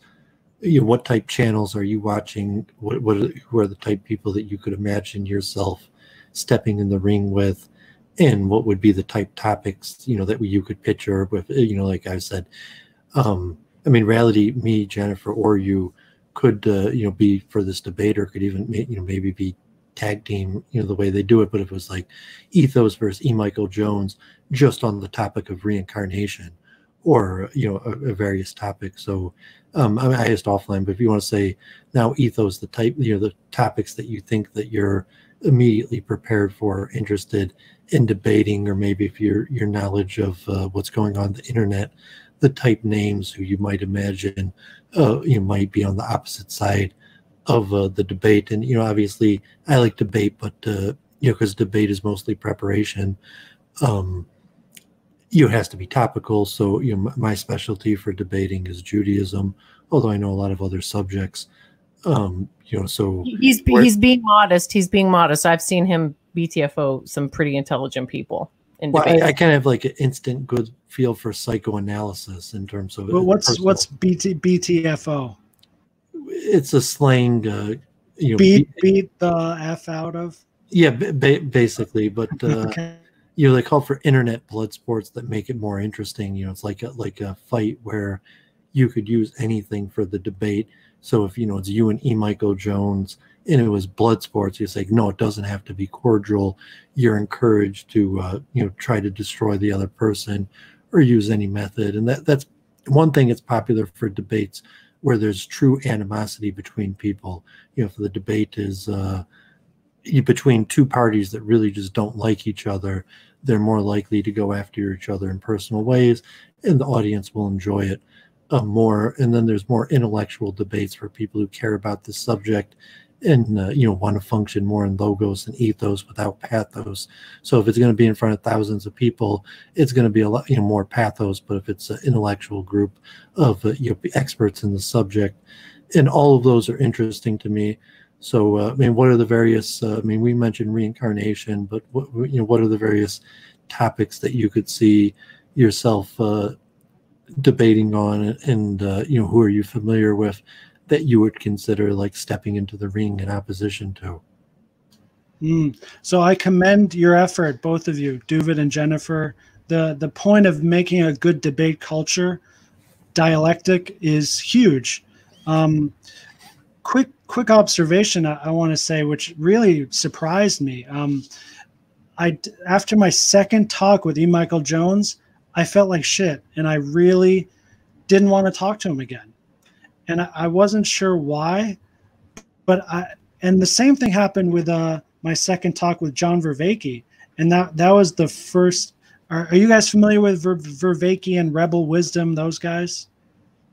It sounds vaguely familiar, but I don't think I've watch that. And I'm saying it could be good. I say if it was blood sports, like E. Michael Jones, like, I'm sorry, my pagan friend, you're going to hell. There is no reincarnation. You want the guy throwing it at you, and you want the guy who maybe believes it. So it's not like intellectual for the sake of arguments, like devil's advocate, where someone who actually believes it, like, no, I'm worried about your soul. Like, you're on the path to hell, and like I'm not going to. But by saying that might make for a better debate, and that's why I mentioned, if you're going to go up on reincarnation, you want to go up against someone who just completely, utterly opposes it and thinks it's ridiculous, and that's why E. Michael Jones, I mentioned that, and I'm not sure if that's where you're getting why you didn't feel good afterwards, because you said like this guy really doesn't agree with me, or you thought it was something different, like his personality or his some dissonance in you that somehow E. Michael Jones touched on a certain dissonance you have.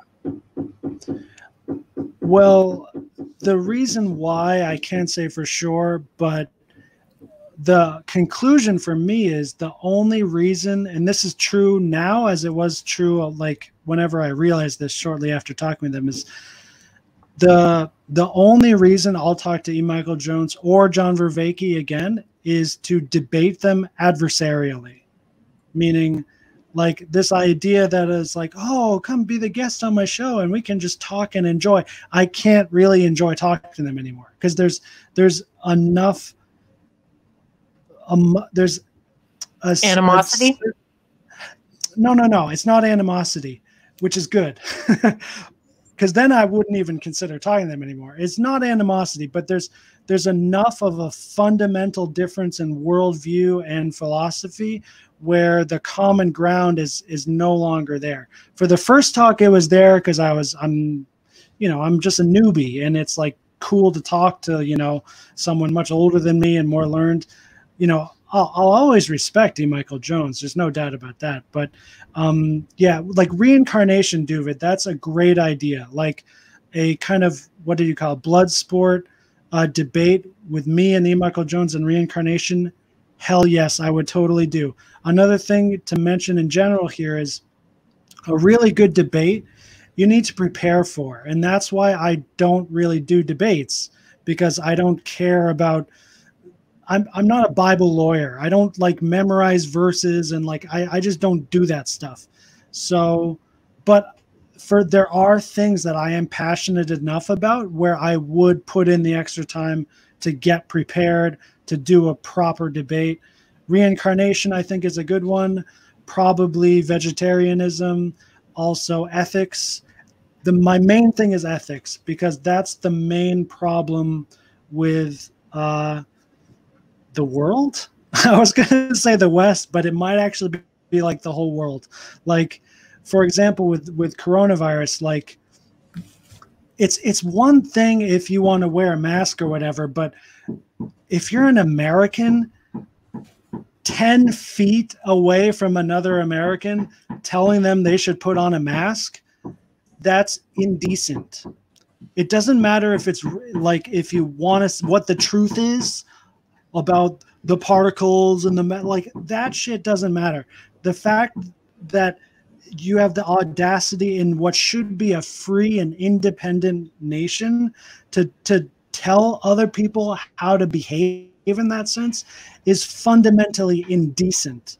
And indecent people should not be given the same respect that decent people are. And that's stuff that, like, really, like, I don't know how to debate something like that, but that's something I'm definitely passionate about. If I could just hop in, I've got a couple great ideas here about where we could go next. Like, my own experience, I've debated a lot of people, and there've been some like crazy blood sports debates that I've had. You can check them out on my channel, especially the Flat Earth one. And those were like good for the crowd, right? People come in and they're like, yeah. Mention Brutus the British to Ethos. Oh God, that I'm sure he wants to get that as quickly as possible. Brutus. So yeah, but I want to say something in addition to that, is that the best debates I've ever had have been with Duvid. And they have been after we have had a situation of on our show, which sometimes goes on for like 5+ hours of non-debate. And then all of a sudden we get to a point where it actually makes sense to debate. And it is just amazing because we're both like 100% on our A game. And it doesn't end with us resenting each other, because at the end of it, we both learn something. Like, I know Duvid's taught me tons of things, and I suspect that I've taught him a couple things. And so we've both been enriched by the process. So whatever disagreements we may have are vastly overshadowed by just the fun of being friends and talking, but also not being ultra like butthurt if we disagree with each other. So that's basically the pearl that I'm going for everybody to have. But I know it's not realistic because most people are at a lower level of vibration or whatever you want to call it. So my suggestion to you would be, I would love to see a debate on vegetarianism between you and Gandalf, because that's a good place to start. And I think that the chances of there being any like bad feelings at the end of it would be very low. And I'm sorry, Gandalf, because I just volunteered him for a debate that he didn't consent to, but I think that would be great. And then once that happens, we can talk about it, see how that went. And the next level would be interesting to see you debate ethics with J.F. Gallipi, who is a famous moral nihilist. So it would be really cool to see somebody pushing back on that position from a more standard traditional perspective like what you have. Great idea. Yeah, nihilism. I would love to destroy nihilism. That sounds lovely. I'll let you, if you don't mind, I'm going to let Claire ask you a few questions. And she's an interesting character. She is ethnically Chinese, from Malaysia, that moved to London, and she's a prolific streamer of all different kind of issues, and she could probably bash you as an idol worshiper. She would probably debate you and accuse you of being an idol worshiper. And she has a theory called secular Quranism that I'm not going to give her time to explain tonight. She'll have to do that at a different time, but I will, because she is ethnically Chinese and an interesting woman. She streams out of London. I brought her on to ask you a few questions. Thank you, David. I was just trying to find out the USP of Ethos. That's really I couldn't get it from Claire is also the website or the chat. So that's really what I wanted to ask about. Yeah, I said Claire is also an attorney. She went to school in England as a barrister, whatever they call it there. So she knows a little about Ethos from a legal perspective, and we argue Aristotle in her stream all the time. What, you just wanted the link? It's to his book, or? Yeah, I've had a look. I couldn't, get the extracts of it, and I thought, what could be better if I asked Ethos questions directly? I couldn't find any stuff that I could read. Saying you couldn't find on his webpage material. You couldn't find, like, don't you have like a few chapters? I mean, right now you got to buy it, and I don't have it on my shelf because it's just a Kindle book. In fact, it's the first Kindle book. I didn't even have Kindle. But I thought on your webpage, which is in my description, that you have like a 10 or 15 page download. Right. Really? Okay. I didn't see that. Okay, so if you go to ethosananda.com and sign up to my like mailing list, it's right on the top of the front page there. You won't miss it. There's a 10-page PDF, and I think that in that PDF you'll find the USP you're looking for. Although I can definitely do my best to explain what that is, although I do struggle at that.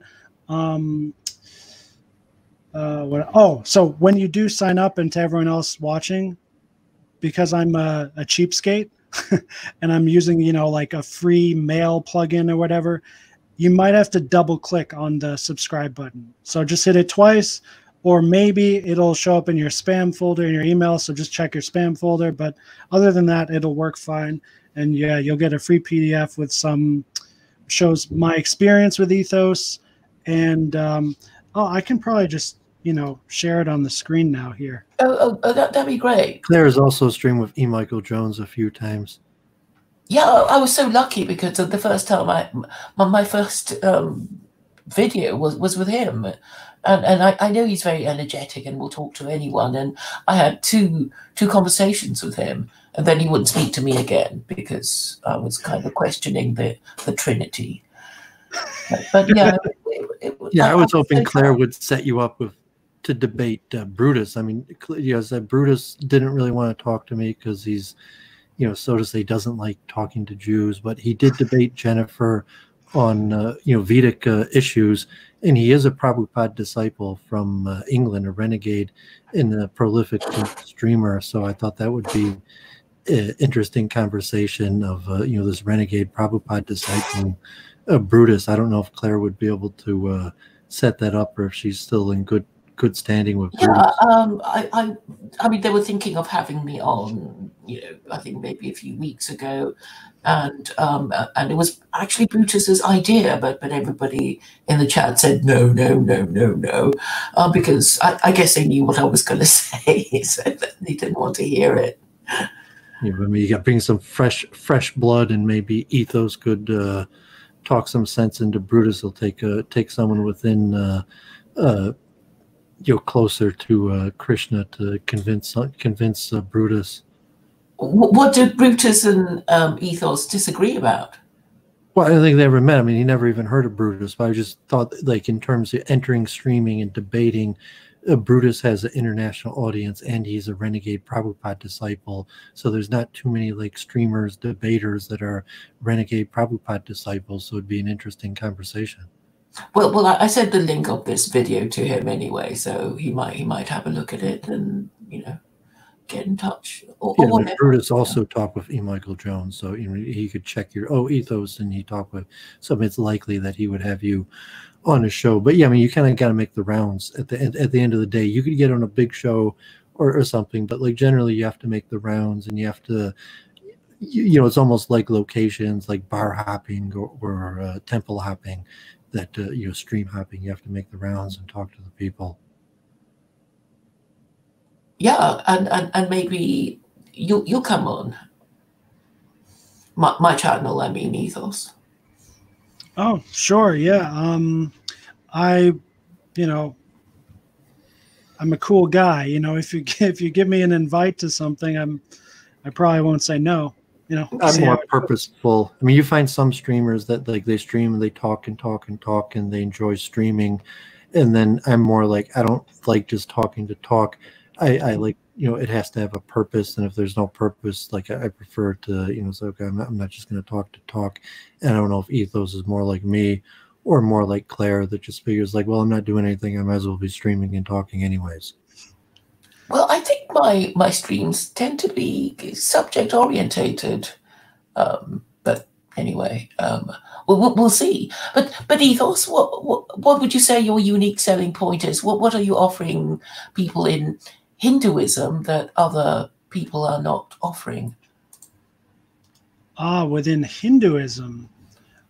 That's what you represent, isn't it? Well, he's offering an amalgamation of Aristotle, of ethos and Veda, and Bhagavad that he's amalgamized them. So he is doing something unique, because I mean, generally Aristotle and Greek is, although similar, it's an opposing school.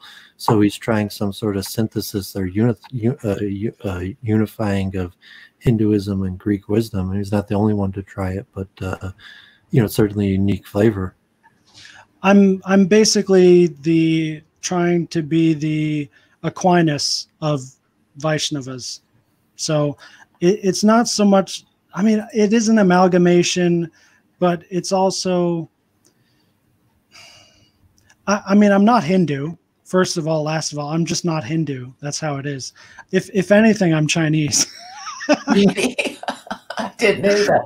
Well, I'm not ethnically Chinese, but the way I talk and the way I think and live in the world, it's like Chinese or Italian or something. Like, and then the theology is a totally different thing, Like there's many different compartments here. So. Oh, so you're not even Hindu? I thought you were Hare Krishna from the way David was talking. I just assumed that. But Hindu is an ethnic word. Hare Krishna is to me it's a cult. It's a modern Hindu cult, and then there's Vaishnavism and Sanatan Dharma, which are the actual spiritual traditions from India, which anyone can convert to if they would like to, just like anyone can become a Christian or a Muslim. Oh, okay. Well, I guess I don't know enough about Vaishnavism to ask you questions about it. But why don't you tell us about your chat with E. Michael Jones? I think that might go with a zing, because people have heard of E. Michael Jones and are quite interested in his ideas. And how did it go with him?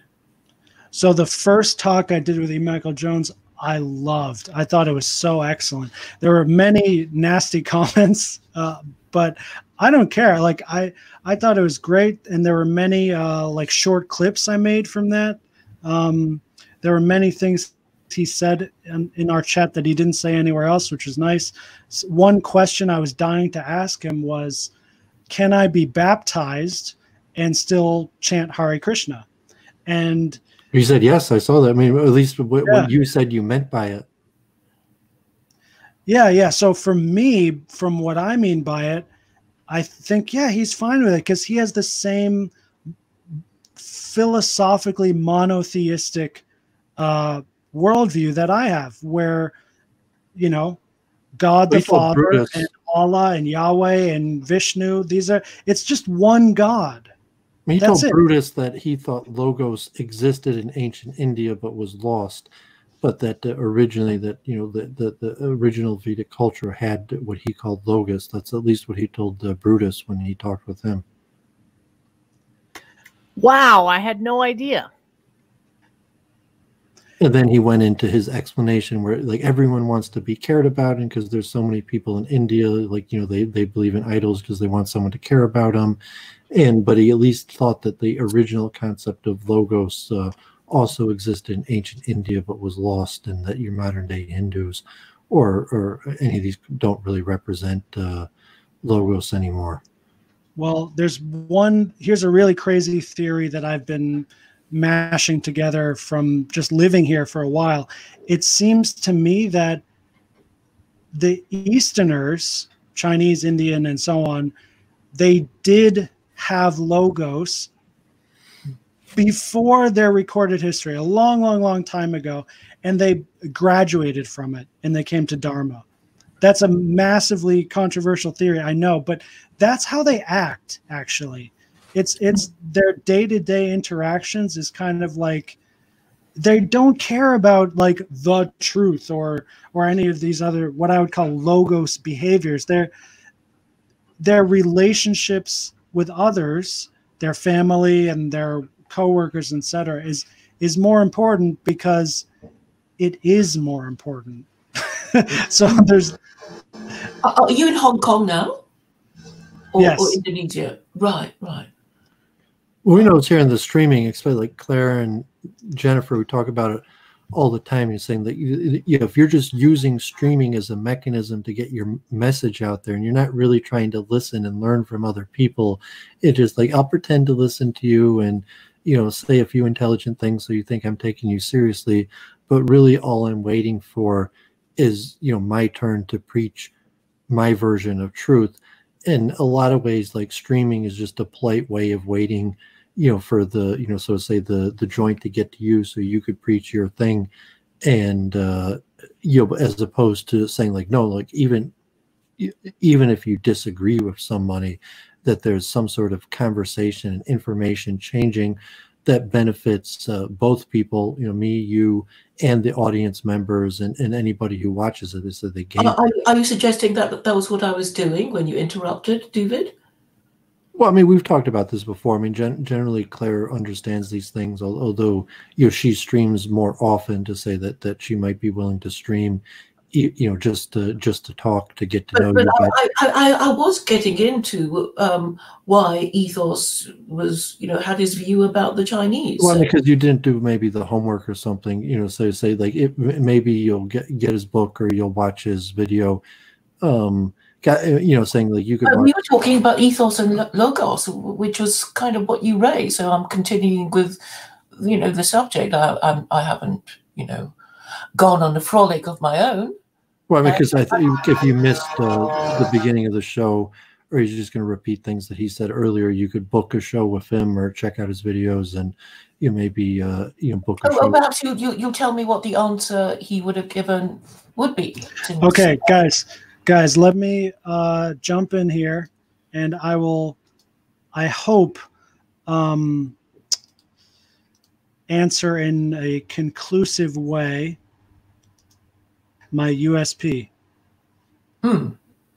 So here, this is the free PDF you can get. 3 mistakes that keep us in spiritual limbo, or you could call the link in the chat. I gave you a wrench, so you'll be able to drop the link in the chat. It's just ethosananda.com. Okay, I mean, you could copy and paste and put in the chat if you want, so people watching will be able to see it. It's already in the description. Yeah, pretty simple. So you could also call this psychological limbo. I just call it spiritual limbo. 1, dabbling in disciplines. This is like, I see this everywhere.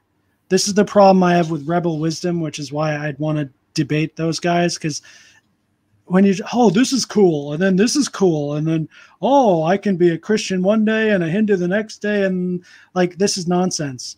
At one point, you have to find something and stick to it. Number 2, staying on the surface, which actually many of us fall for this mistake, even when we think we're not. And here's a powerful saying: the most obvious problem in organized religion. They do rituals. They just do rituals, and you have to wear the right dress and stuff. They're staying on the surface. They're not getting to the deep problems, and then they complain why they haven't fixed their deep problems. And then finally, hyper subjectivity. This is the modern, Western, postmodern problem. Oh, it's your opinion. It's my opinion. Nope. The only way out is objectivity, which we get in one verse from the first verse in Ethos. Solves this. It solves literally all 3 of those problems. And then if you want an objective understanding of who we are, that's chapter 1 verse 7, and chapter 1 verse 10 is how to be excellent, because when you understand who and what we are, that also comes with the kind of post hoc understanding of how to be excellent at what we are, and being excellent at what we are means being happy. And that's actually what we are going for. So that's kind of what I'm doing with Ethos. As far as